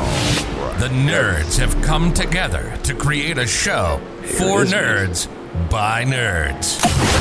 Join nerds doing nerd things as they talk about all things nerdy. Stay up to date on the show by liking the Nerds Doing Nerd Things Facebook page. Now it's off to the show. Take it away, nerds.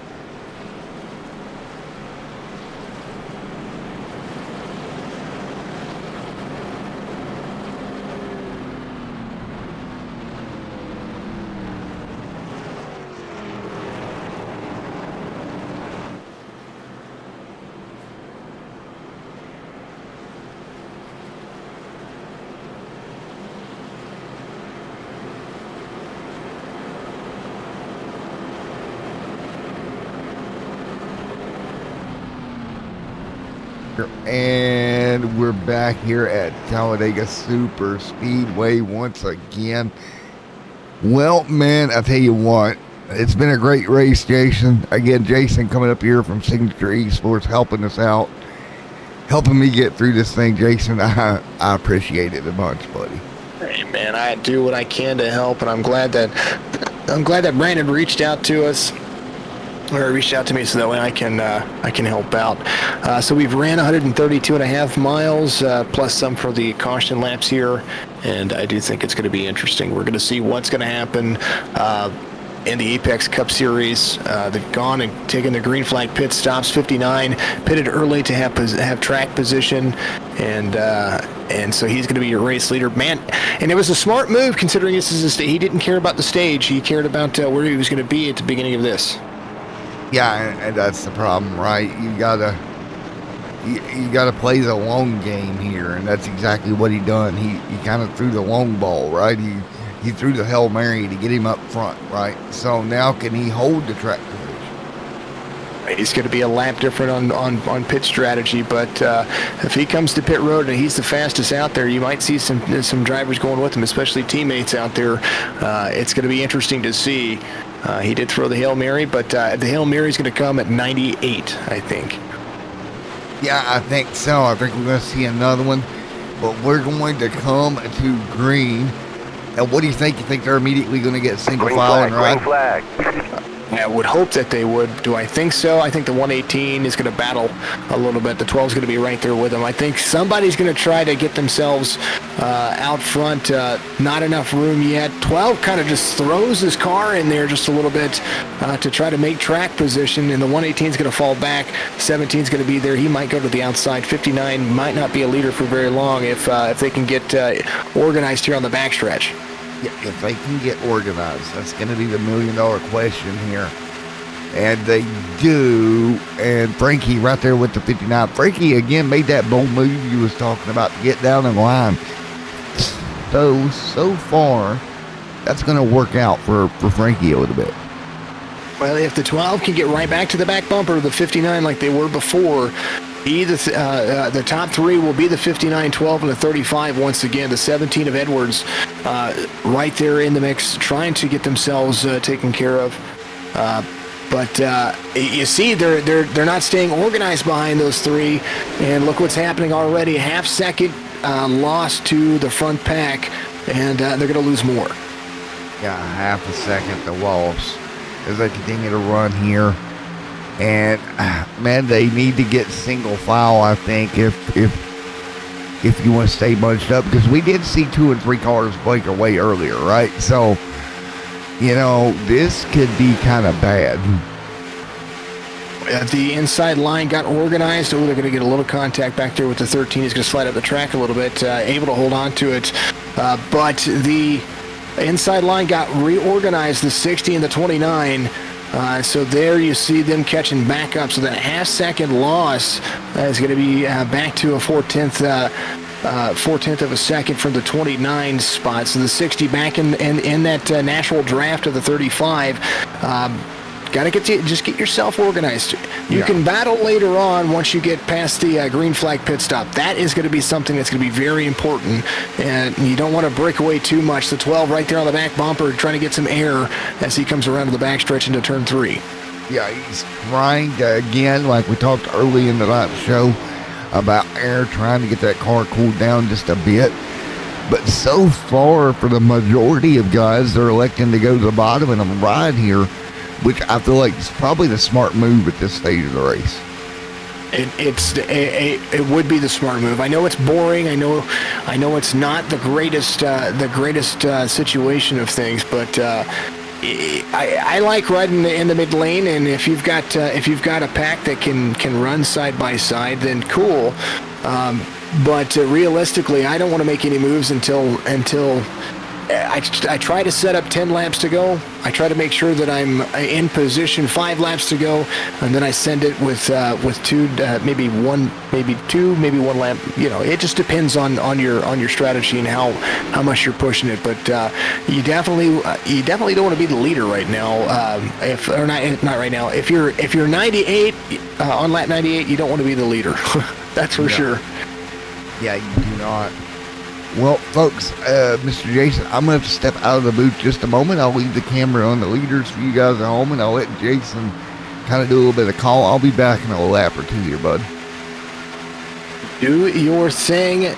Much love to Matt. I appreciate everybody out there taking their time to get out there and watch the broadcast. Matt doing a phenomenal job. He's got some issues. Well, a little bit of wiggle room right there. We don't want to caution right away. 25. Something going on right back here in the back. They are gonna have a caution pretty quickly here. Looks like Snodgrass kind of went around there. I don't have control over the cameras, but I will kind of talk about what happened there. I think the 25 came up, or not the 25. The 24 was right there. He came up.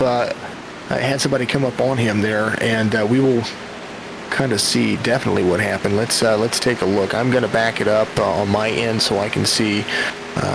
Really what happened right there. Looked like the 29 of Travis Twitty was in the middle lane. Got a little bit free. They went 3 wide on him. He was trying to get back in there. The 20, it wasn't the 25 right there that caused the incident. It was somewhere. And there's the 6 right there. There's a 13 right there. Was it the 89 that was right there? Let's back it up. Let's see what happened. You hate to see it, that's for sure. The 118 had a push from the 25. There's the 6. Oh, it was the 41. Charles Balance came around the corner here. And a little bit of touch from the 118. 25 was there. 24 and the 41 kind of net coated a little bit. And then, boom, 41 got a little bit of side damage. Nothing big. Hope you're having a fantastic evening out there. Connection issues for Brandon. I saw that in there, so it's a shame. Moroso's going to come around. He's going to be catching back up with the pace car. The 59 is still going to be a race leader here as you see these drivers get back under caution. Be the technical third caution of the race. 2 cautions for stages, and this will be the next one. So we're going to see who's going to be able to come to pit road here. Who's going to have the adage. I do believe the 60 of Williams will stay out here. Anthony Williams will be the new race leader. The 13 of Sutter will be there as well. 86 of Crocker will be in third. They're not coming to pit road just yet. And it does look like, yeah, that's where they're going to be. That's where they're going to line up for the time being. Lucky dog that you just saw go around, that will be Steve Tucker, I do believe. Yeah, the 24 is going to get a lap back here. Anthony Williams will be your race leader. Man, oh man. And 59, and everybody in on pit road, they're going to leave pit road pretty quickly. I think that's the 55. Let me take that back. That'd be Meeks trying to get their stuff taken care of. Top off on fuel, get themselves ready to roll. And there's the 12 coming off of pit road as well. So we're back. We're about to be back with it here. And it's It's insane to see that kind of wreck.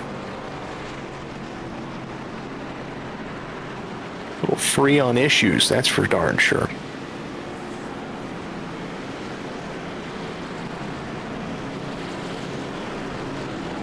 Big reminder to you, wheelsamerica.com, and Wheels America was founded by Bob Stretch in 1994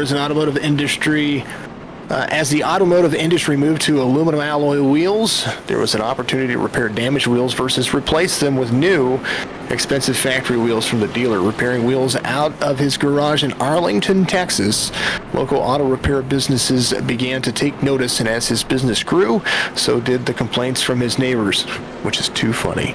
On a TV tray in his living room, Bob signed a small loan to lease a 1,500 square foot garage in nearby Grand Prairie, and now 27 years later, it sits on a 75,000 square feet location in 6 nationwide locations, and they are a full-service OE wheel repair, remanufacturing, and replacement company.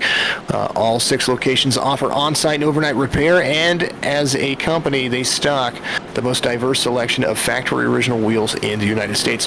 WheelAmerica.com, area code 8. I'm sorry, I say area code. It's going to be 1-800-486-0931. Go to Wheels America, WEELS. America.com, and if you want to read what I just did, go click on the about section right there. Well, and it says great the job. truth. Hey, you're back. What's up, Matt? How are you feeling? Are you still feeling good? I'm here. I'm back. You did a great job there, my man. Thank you guys for bearing with me there. I had to step away. Great job there, Jason. Appreciate it. That's what I do, you know. I encourage everybody out there, we're going to go back side-by-side racing 60-13, the 86 of Brian Crocker driving the 9 scheme right there. It's going to have Lothian there to his outside. The 59 is going to get that restart there with the 13 in front of him. Folks, if you want to check out more iRacing, I encourage you to give a subscribe, hit the notification bell for this channel right here that you're watching. I encourage it. I've already shared it over to my Facebook page to make sure that we are able to get folks out there, so make sure you hit that like button as well for the video. Extreme Sim TV is going to be the place, but if you want to check me out, Signature Esports, I broadcast on 3 platforms at once on most days. I do iRacing and I do other games as well. I like gaming as a general in the esports community, but Signature Esports on Facebook, Twitch, YouTube, I appreciate you very much, and I appreciate you letting me up here, Matt. I like calling races, and I know that you needed help, so I thank you very much for letting me get up here. No problem, man. Before we go back green, I had a friend of ours that watched this stream earlier on. He made a little graphic that said the COVID collision with Signature Esports and Extreme Sim TV on it. That's pretty funny. That's funny. You know, I don't envy you. I was there just several months ago, so I've been there, and the last thing you want to do is give up your broadcast. But I appreciate. I'm here to help, regardless of platform to platform. It's always fun to get out and broadcast, and this is a lot of broadcasting to do by yourself, even when you're 100 laps at Talladega, man. Yeah, as we go back green here, but yeah, it is very difficult sometimes as we roll green. And before we get back to the race, just want to make it clear, it's not official that I've got it, but it's from what I'm feeling. Yeah.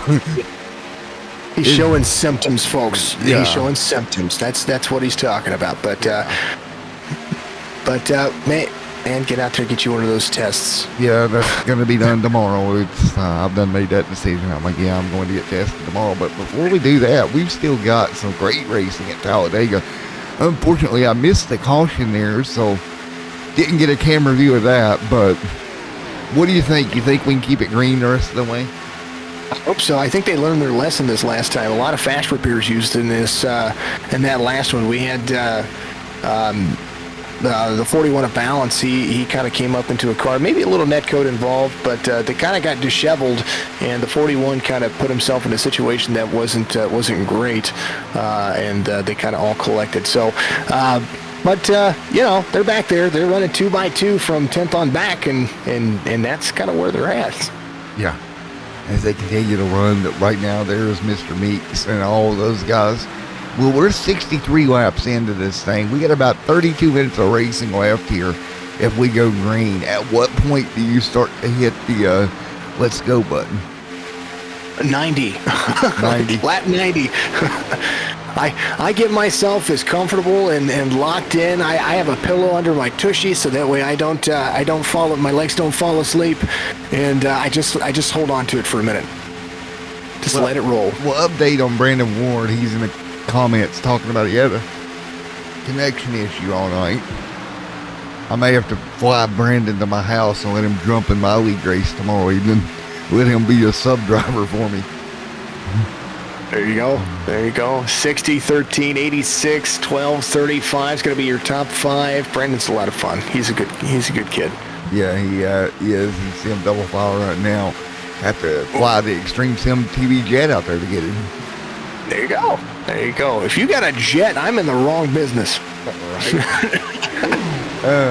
If they continue to Snodgrass run to the outside. Look at him run, man. He's pulling an outside line together. Look at the 59. He is ready to go as well. Of course, Becky and Chat pulling for Scott. Scott trying to get back to winning ways here tonight at Talladega, Alabama. And right now, he has got help with some Blake right there behind him and King right there in third. I tell you what, the outside line is going to, if they continue to run the way they are with the 25 and the 59 doing exactly what they're doing there, they can hook back up just like that on the backstretch. 59 get right back to the back bumper and start shoving again. They're going to be making ground on the front. The 60 Williams doing the best that he can on the inside. He's got nobody right there on the back bumper. I know the 13 of Suitors right there, but he's got to start bumping a little harder. Yeah, he's got to start moving it. You got to start trying to push a little bit harder.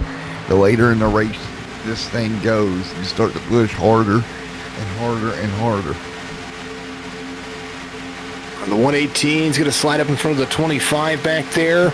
I'm following along kind of everywhere on the racetrack, folks. And I tell you what, the inside line now back to their gaining ways as the 118 slid up in front of the 25, and now they're trying to get back to where they need to be, but just not able to stay organized. Once Edwards slid up there, it kind of broke that apart with all that ground they were making. Yeah.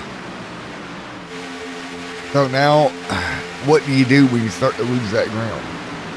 I would just let myself follow whatever line can be there, see what the drivers are doing in front of me. Right now, they're side by side onto the front stretch. The 118 has room to slide in front of the 7, but they have a big group of drivers there in front of them. The 35 and the 12 worked really well together, and now they're going to be able to do the same thing. 12 is going to go a little bit high right there and try to pull a natural curve, pull the 35 with them. So the outside line might make some more moves here, but I think that right now the 60 and a little bit free, a little bit too much of a push there for the 35. They're almost 3 wide. Yeah, they're all but 3 wide right now. 67 of 100 complete, and I tell you what, they're getting after it here in Apex Racing Cup Series presented by WheelsAmerica.com as they continue to run right now. Tell you what, I had to, there's so much going on right here, I had to switch over to the blimp view so that way I can make sure that I'm treating this like I'm a spotter.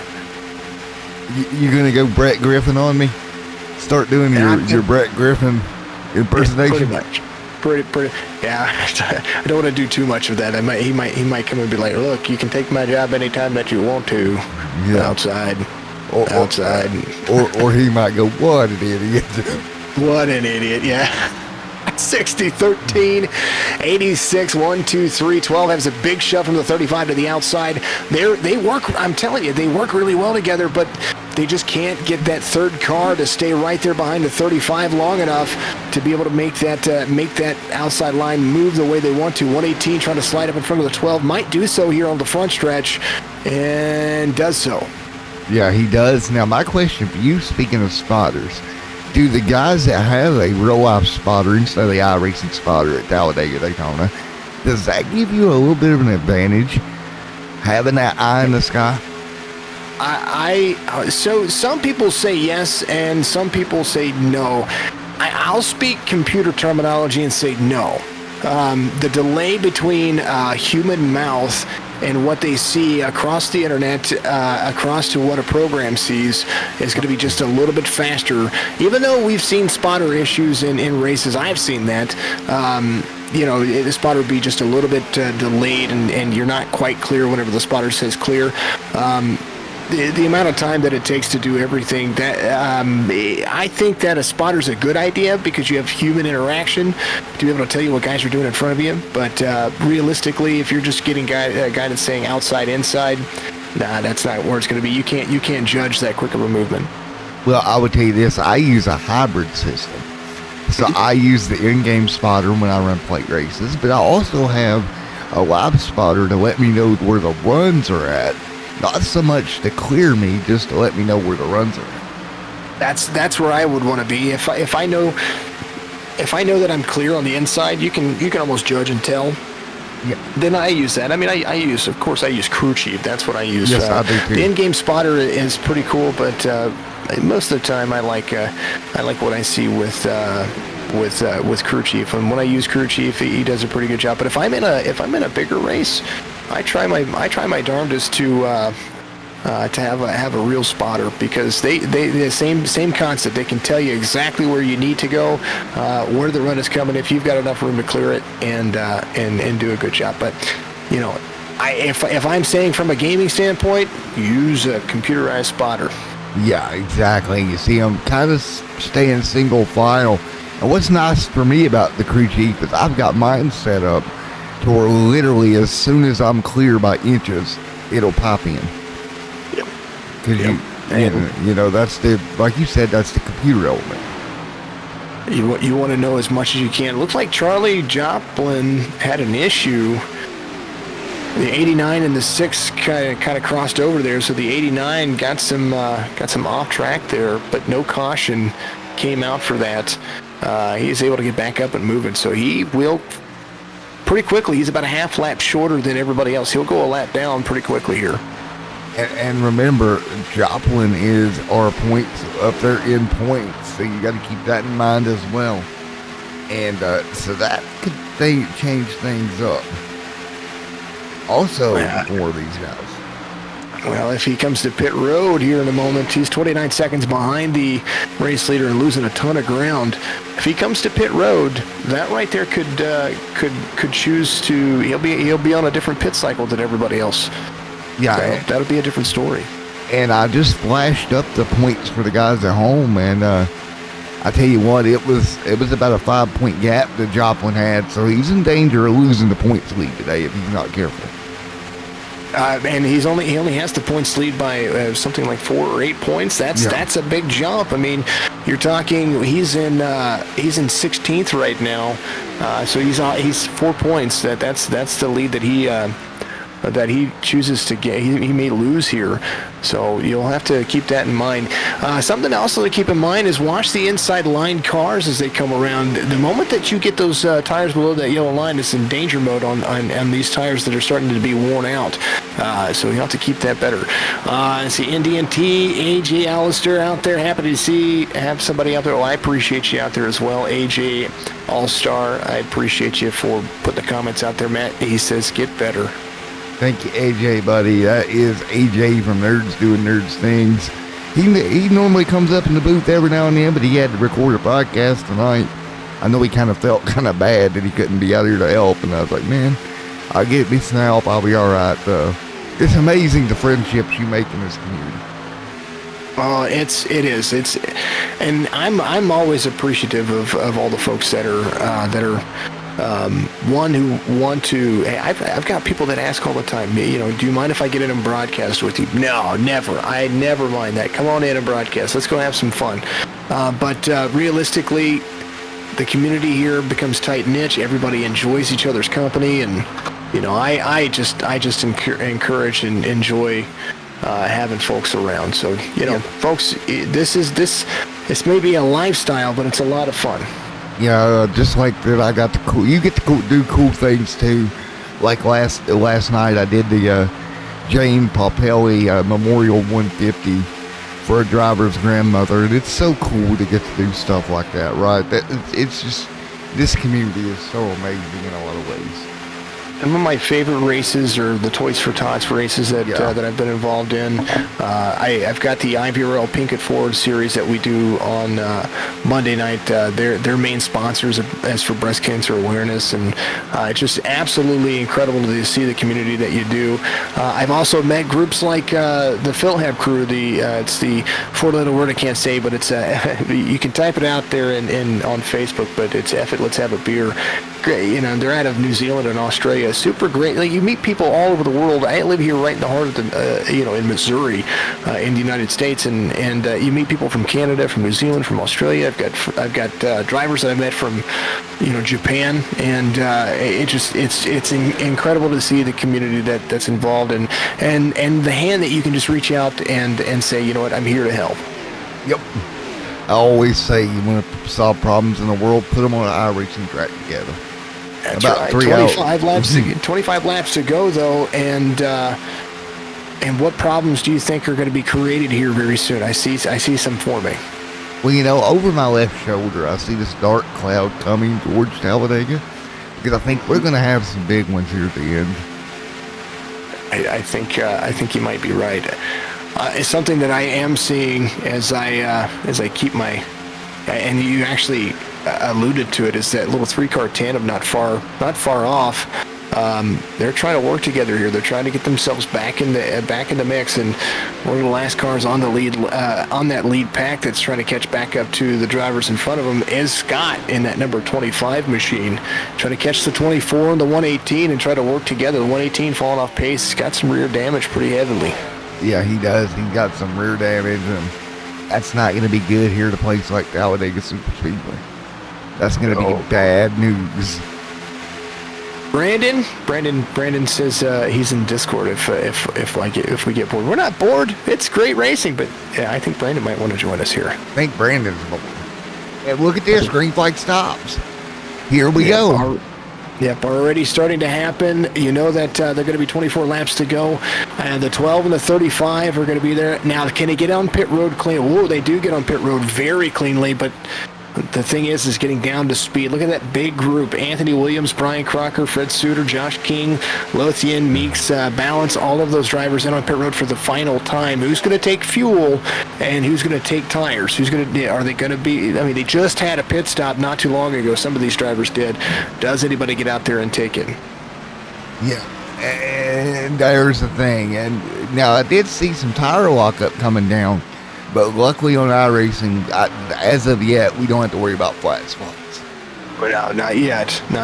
One day. Hashtag soon. That's right. The 12 and the 35 coming to pit road. Those were the fastest drivers out there, I do believe.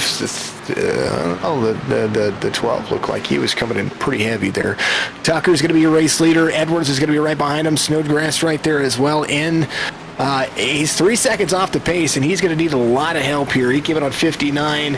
He's going to have an opportunity here very shortly, but do these top three here come back out in their pace, because the 6 of Erdman's going to be there very, very soon.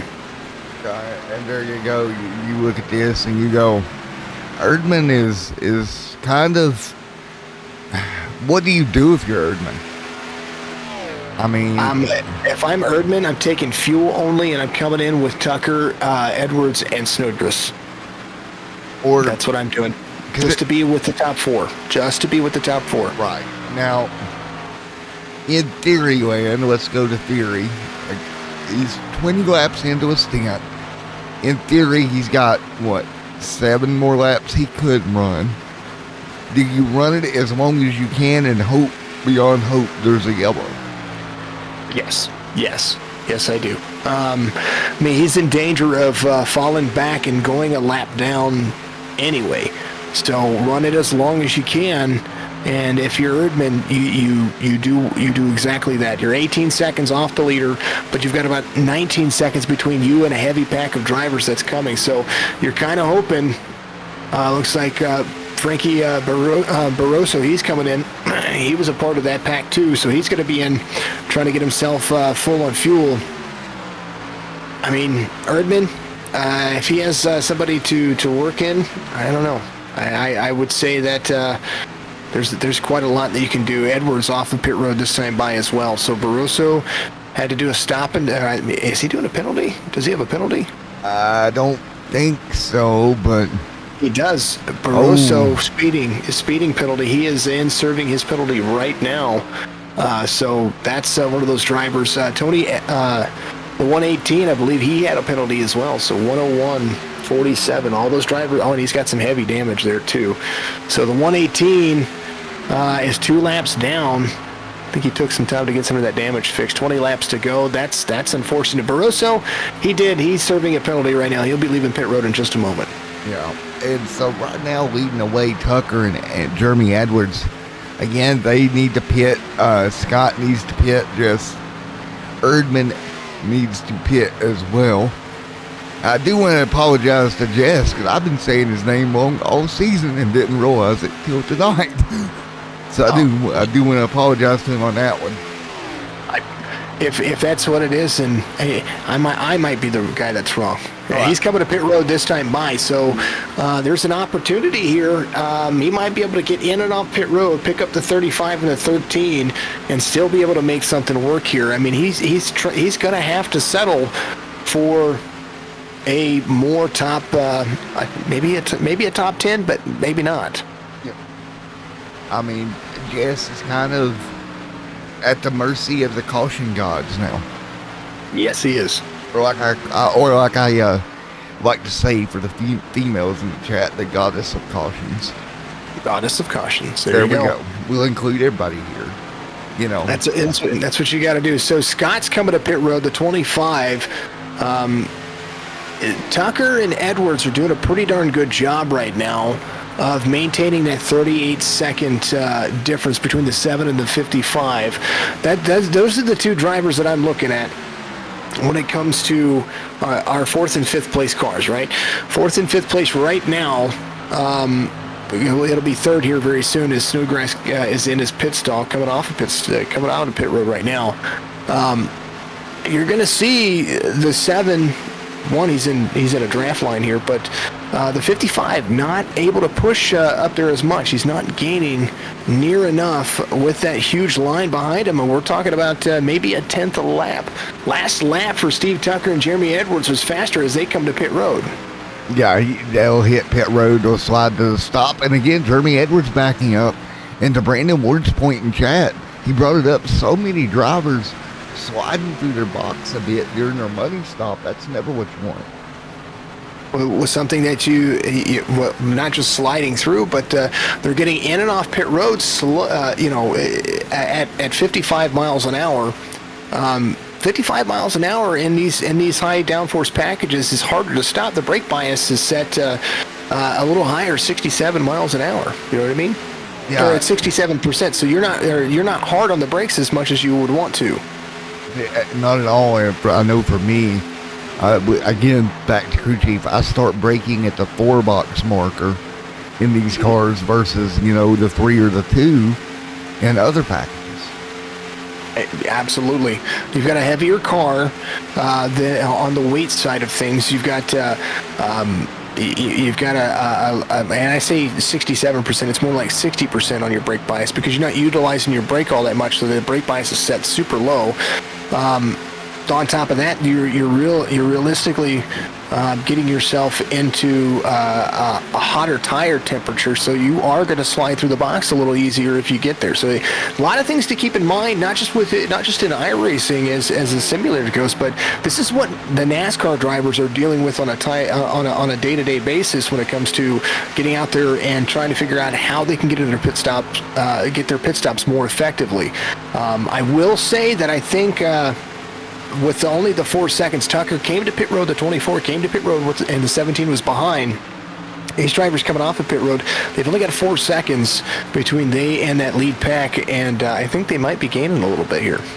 They might be now. I did a long time ago have a discussion with somebody within the community that would know, and they stated that the draft package model on the Cup car, they run the smaller brakes on this model in iRacing just like you would in real life too. So that affects it as well. Yeah, you're talking from a 16-inch diameter caliper, or not caliper, rotor, down to the, I think it's the 14-inch or the 13.5-inch or whatever it is. And the brake pads, you're absolutely right. They're tiny. We're talking, you're used to seeing the 4.5-inch brake pads that you would see on your traditional, not only sports cars, Lamborghini, stuff like that, but that's what they use here. They use a 3.5-inch, and it's made of carbide. That's why you see them glow so heavily out there. It's more metal to metal than anything else. You get into the night races at like Bristol, you see those things glow ever so brightly, and that's why they have brake failures.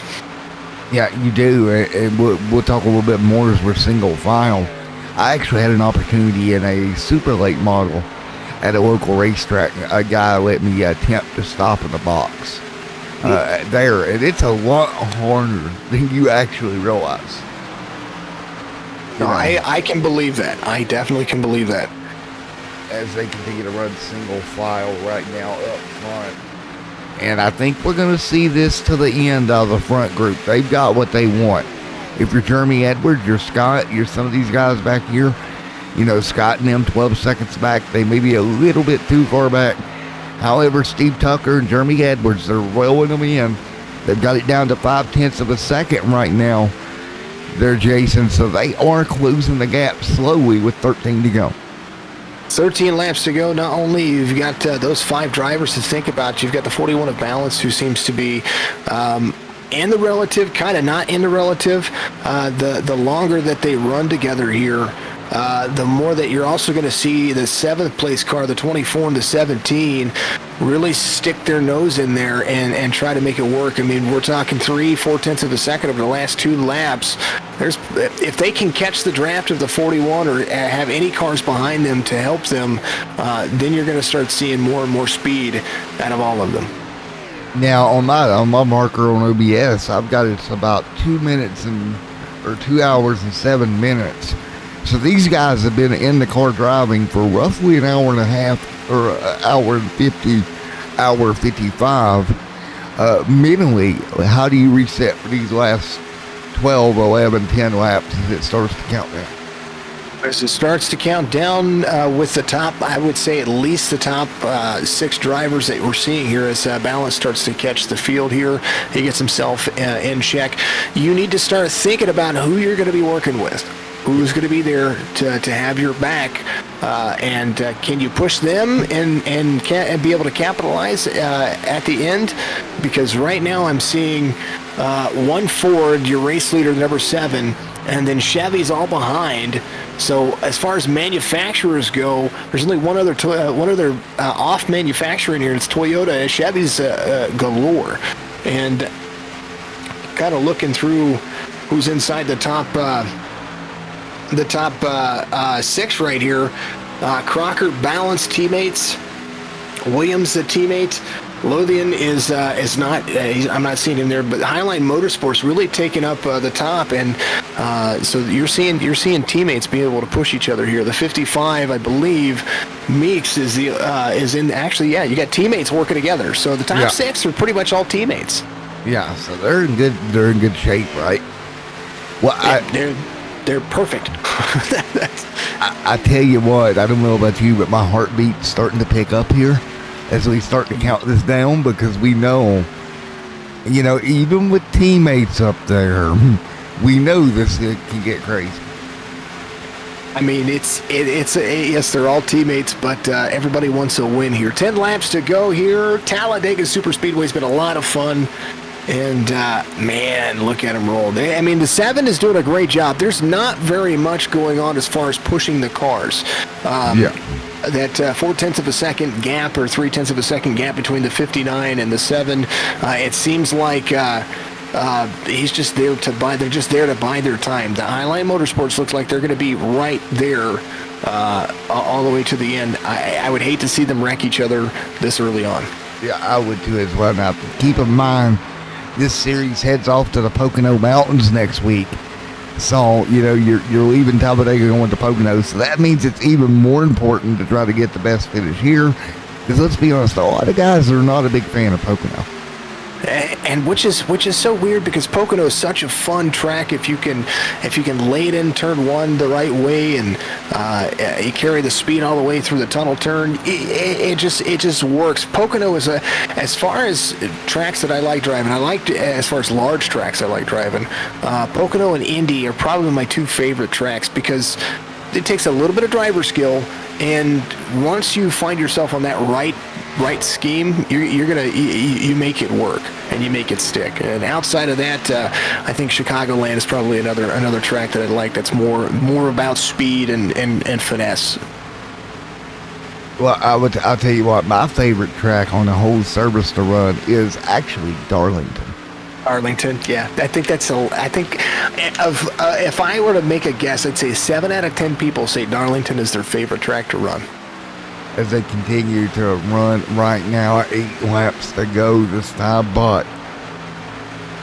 And, oh man, Darlington is a great track. It is a ton of fun, and not only just to drive, but man, just seeing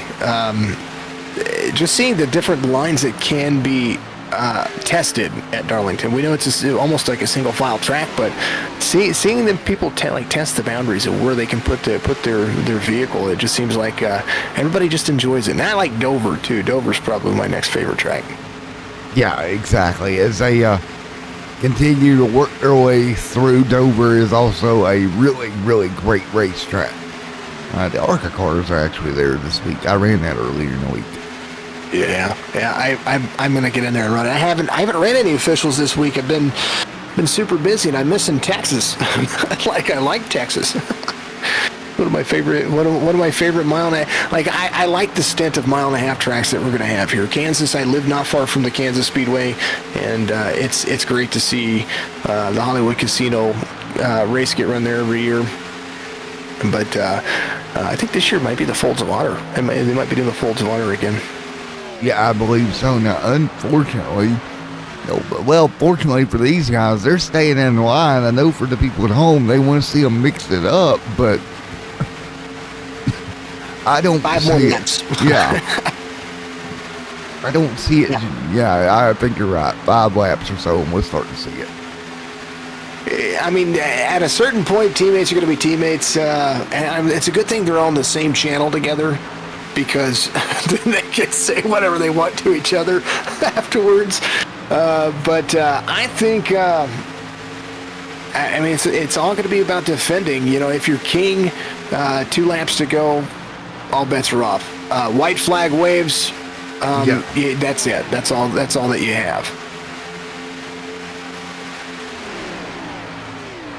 And who's it, the 118? Is that Edwards not far off? I think that's Edwards right there, who picks up the draft of the drivers here. Let me take a look here. I want to make sure that I'm looking at the right... that's not Edwards. Who is that back here? There's the 60 right behind the 9. Let's go back. I'm going back here. It's the 6. That is Jesse Erdman right there. So he picks up their draft right there and is able to get there. I mean, he may be a couple of laps down, but he can actually impact what happens here if he decides to go with them. Yeah, he's only 1 lap down. He is not out of this. He is the lucky dog spot. So, if we get the goddess of caution we talked about earlier, he's going to be right back in this thing. And what I like about what he's doing is he's staying in tow. So even if they caught a lap down car, right, he would be right there with them to get that spot back. And he'd carry enough speed to be able to go around. That's right. He's right there in tow. He's in tow enough that it's making a difference. And he's coming across the front stretch. I mean, he's losing a little bit of ground right there, but I don't think that's a big deal to him. 4 laps to go. And now we're going to start seeing some drivers poke their nose out. They're going to start making it interesting now, as we see the 60 put his nose out there to maybe try to find something here. Yeah, King looking the lead here. The 55 of Meeks right behind him. The 59 of Blake. The 60 back there. Tucker and them were gaining, but they ended up actually losing time once they got it straightened out. They're now 6 seconds back as Tucker and Jeremy Edwards. Those front six got organized single file, and when we talk about the wind tunnel function, you can drive faster in a straight line than you can kind of wobbling all over the place. But you'll see as they get in the corner, folks are trying to get themselves a little bit more room. You don't want to push it. You got the 55 and the 59 right there. You don't want to put your nose to the bottom side of that car. You're going to turn them to the inside, and that'll be the end of your day and maybe at least two of the cars behind you. Yeah, and if you're in Highline right now, you do not want to bring a yellow out, right? Because you have got this kind of where your team can kind of finish this out with a win regardless. But the guys that are up here, if you bring the yellow out, all of a sudden you bring everybody else back into it as well. That's exactly right. The only driver that's not inside the top six right there, that's a part of the field is going to be, and I'm looking through it real quick, is Lothian right there, the number 59. So he's looking to get around these drivers. He's not a part of that team. Suter is the last member of that team. He's in 11th right now, 32 seconds off the pace. So you know that Lothian is trying to find a way to work his way around and try to have anybody go with him, because right now nobody's going with him. Nope, and I don't think they will. I mean, you're just going to leave that teammate or the non-teammate car out to dry, but we are coming to one to go. Crocker gets a great run there on the bottom, and he catches back up to his teammate, the 55 of Meeks. He's going to be there to the bottom side. White flag waves, and the Lothian not going anywhere. Big shove from Crocker there to the inside of him. He's going to give up a spot here. That is pretty much what's going to happen. There is nobody that's going to work with him. Meeks right behind the 7. Actually, I believe Meeks is going to go high. He's going to pull somebody. Crocker's going to be right there. Side-by-side backstretch. Oh, big contact almost. Here we go through turns 3 and 4. Josh A. King up front trying to hold on. They may be teammates, but they're battling it out now. He's got trouble to his outside of Meeks. Meeks has got help now. They'll be heading toward. Oh, King going to get turned out of shape. He'll gather it up. 3 wide middle for third, but out front, Thomas Meeks, Wheels America's own, gets the checkered flag. And the Tropical Travels checkered flag goes to Thomas Meeks. Wow. Man, that was a great race at the end. A little bump and moving. King, Crocker was trying to push King there at the very end, and kind of got him a little bit upset on the corner exit. You can watch it right there. He was right there, and so he gives up the room, allows the 7 back up, and Meeks just kind of goes by. What a great race for those guys. That was a great finish. What a great job. And how happy was Meeks to see that Tropical Travels checkered flag out in front as they kind of work their way through turn number 3 and 4. And they'll begin to slow down here. Thomas Meeks has got to be excited. Again, a part of Wheels America and coming on board to help sponsor the season to go to victory lane at Talladega. And this is not his normal paint scheme either there, Jason. This is actually a flipped variant of that paint. Normally it's a white and blue, like the Wheels America blue. Today, white and black. Maybe he'll keep that paint scheme on board all year now. It might be his lucky charm, right? Yeah, that might be his lucky charm. We'll let him get down here and celebrate a little bit, and then we'll get a word with him. But he's going to burn it down here in Alabama. Meeks getting the checkered flag, and what was an epic finish. And great job for Highline. And the teammates definitely celebrating. The only teammate not celebrating, only driver inside the top 6 that wasn't celebrating with the team was Lothian, but he still gets a podium finish regardless. That was a great finish there at the end. Everybody finished within half a second of each other, and it was all about position. And Meeks does a phenomenal job of being able to capitalize when somebody made a mistake. He was able to go high and find himself in position, come back down and keep Talladega rolling forward for him. 10-4. What do you say we talk to our points leader, Thomas Meeks? Or a race winner here tonight.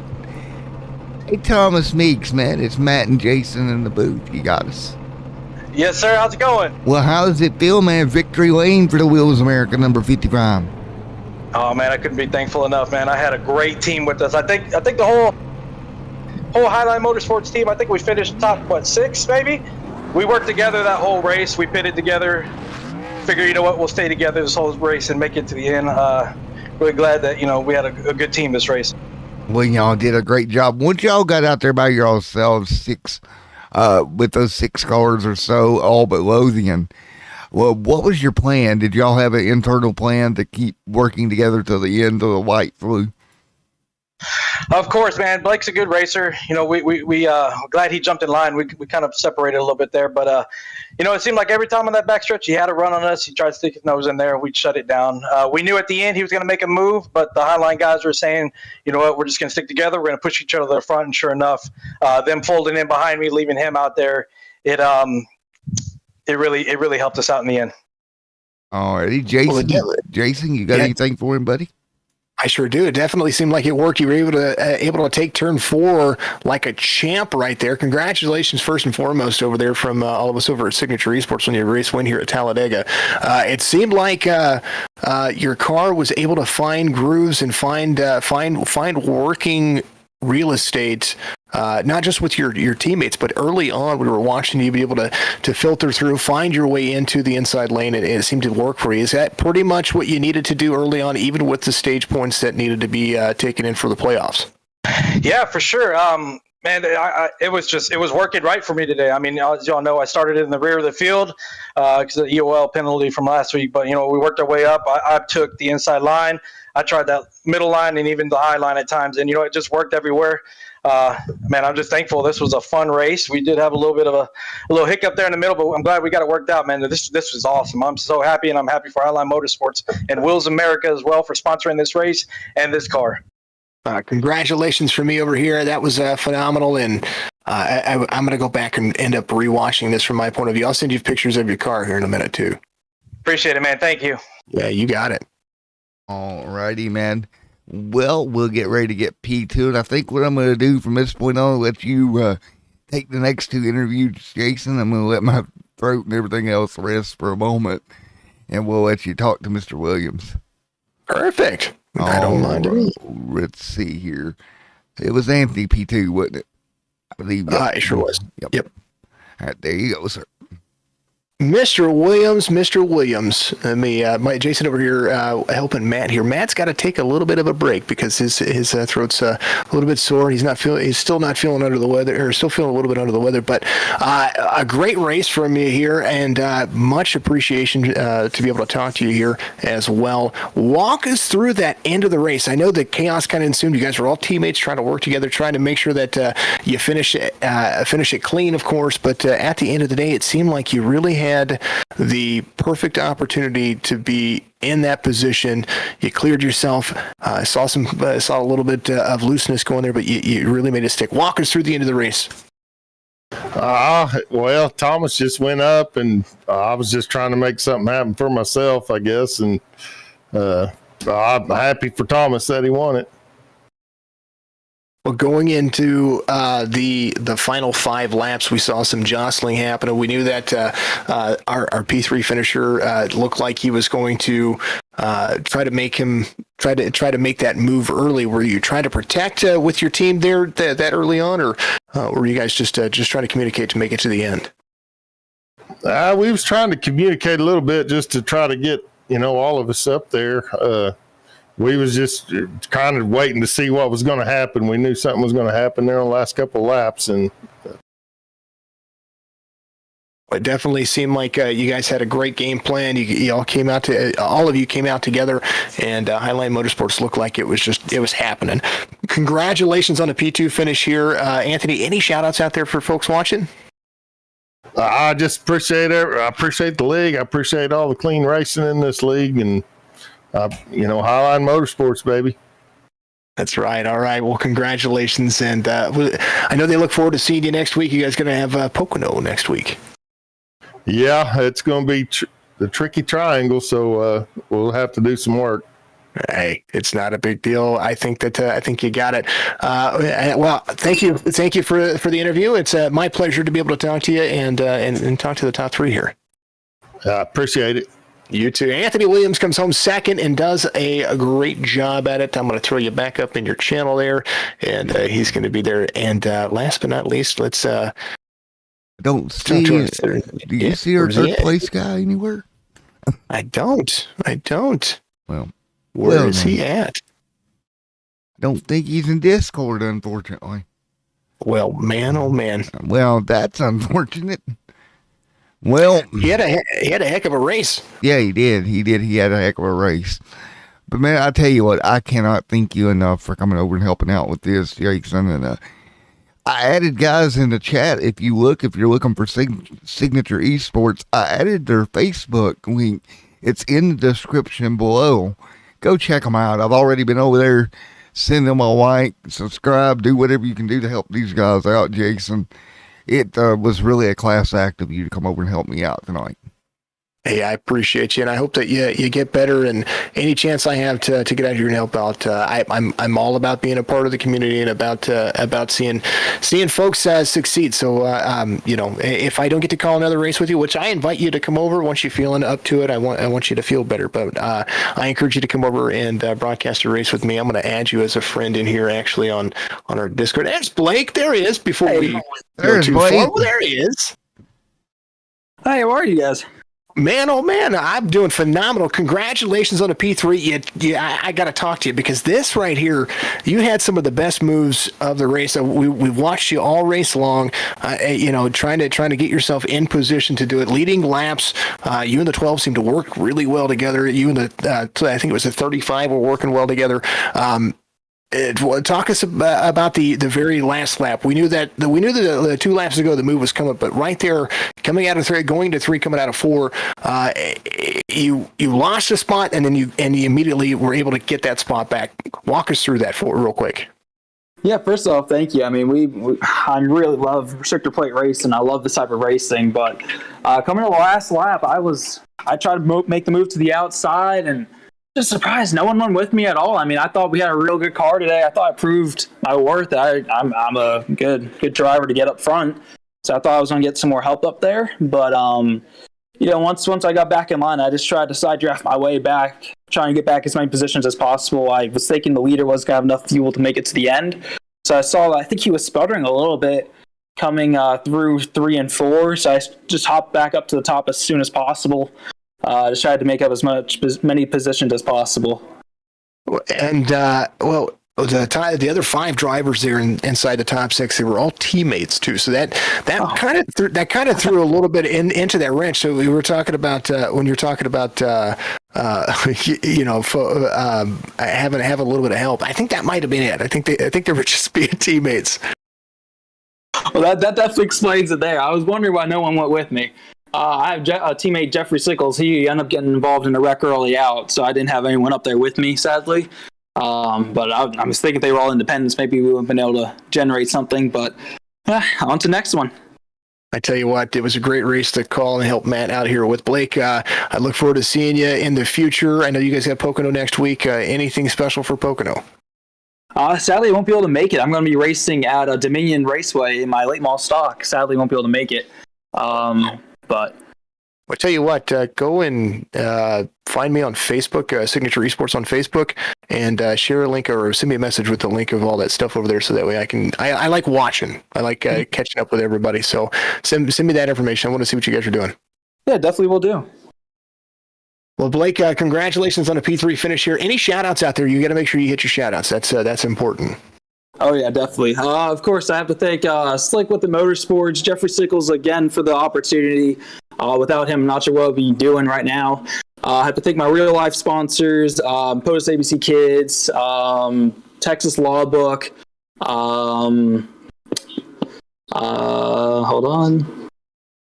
Texas Law Book, Smith Lawn Care, Millie's Restaurant.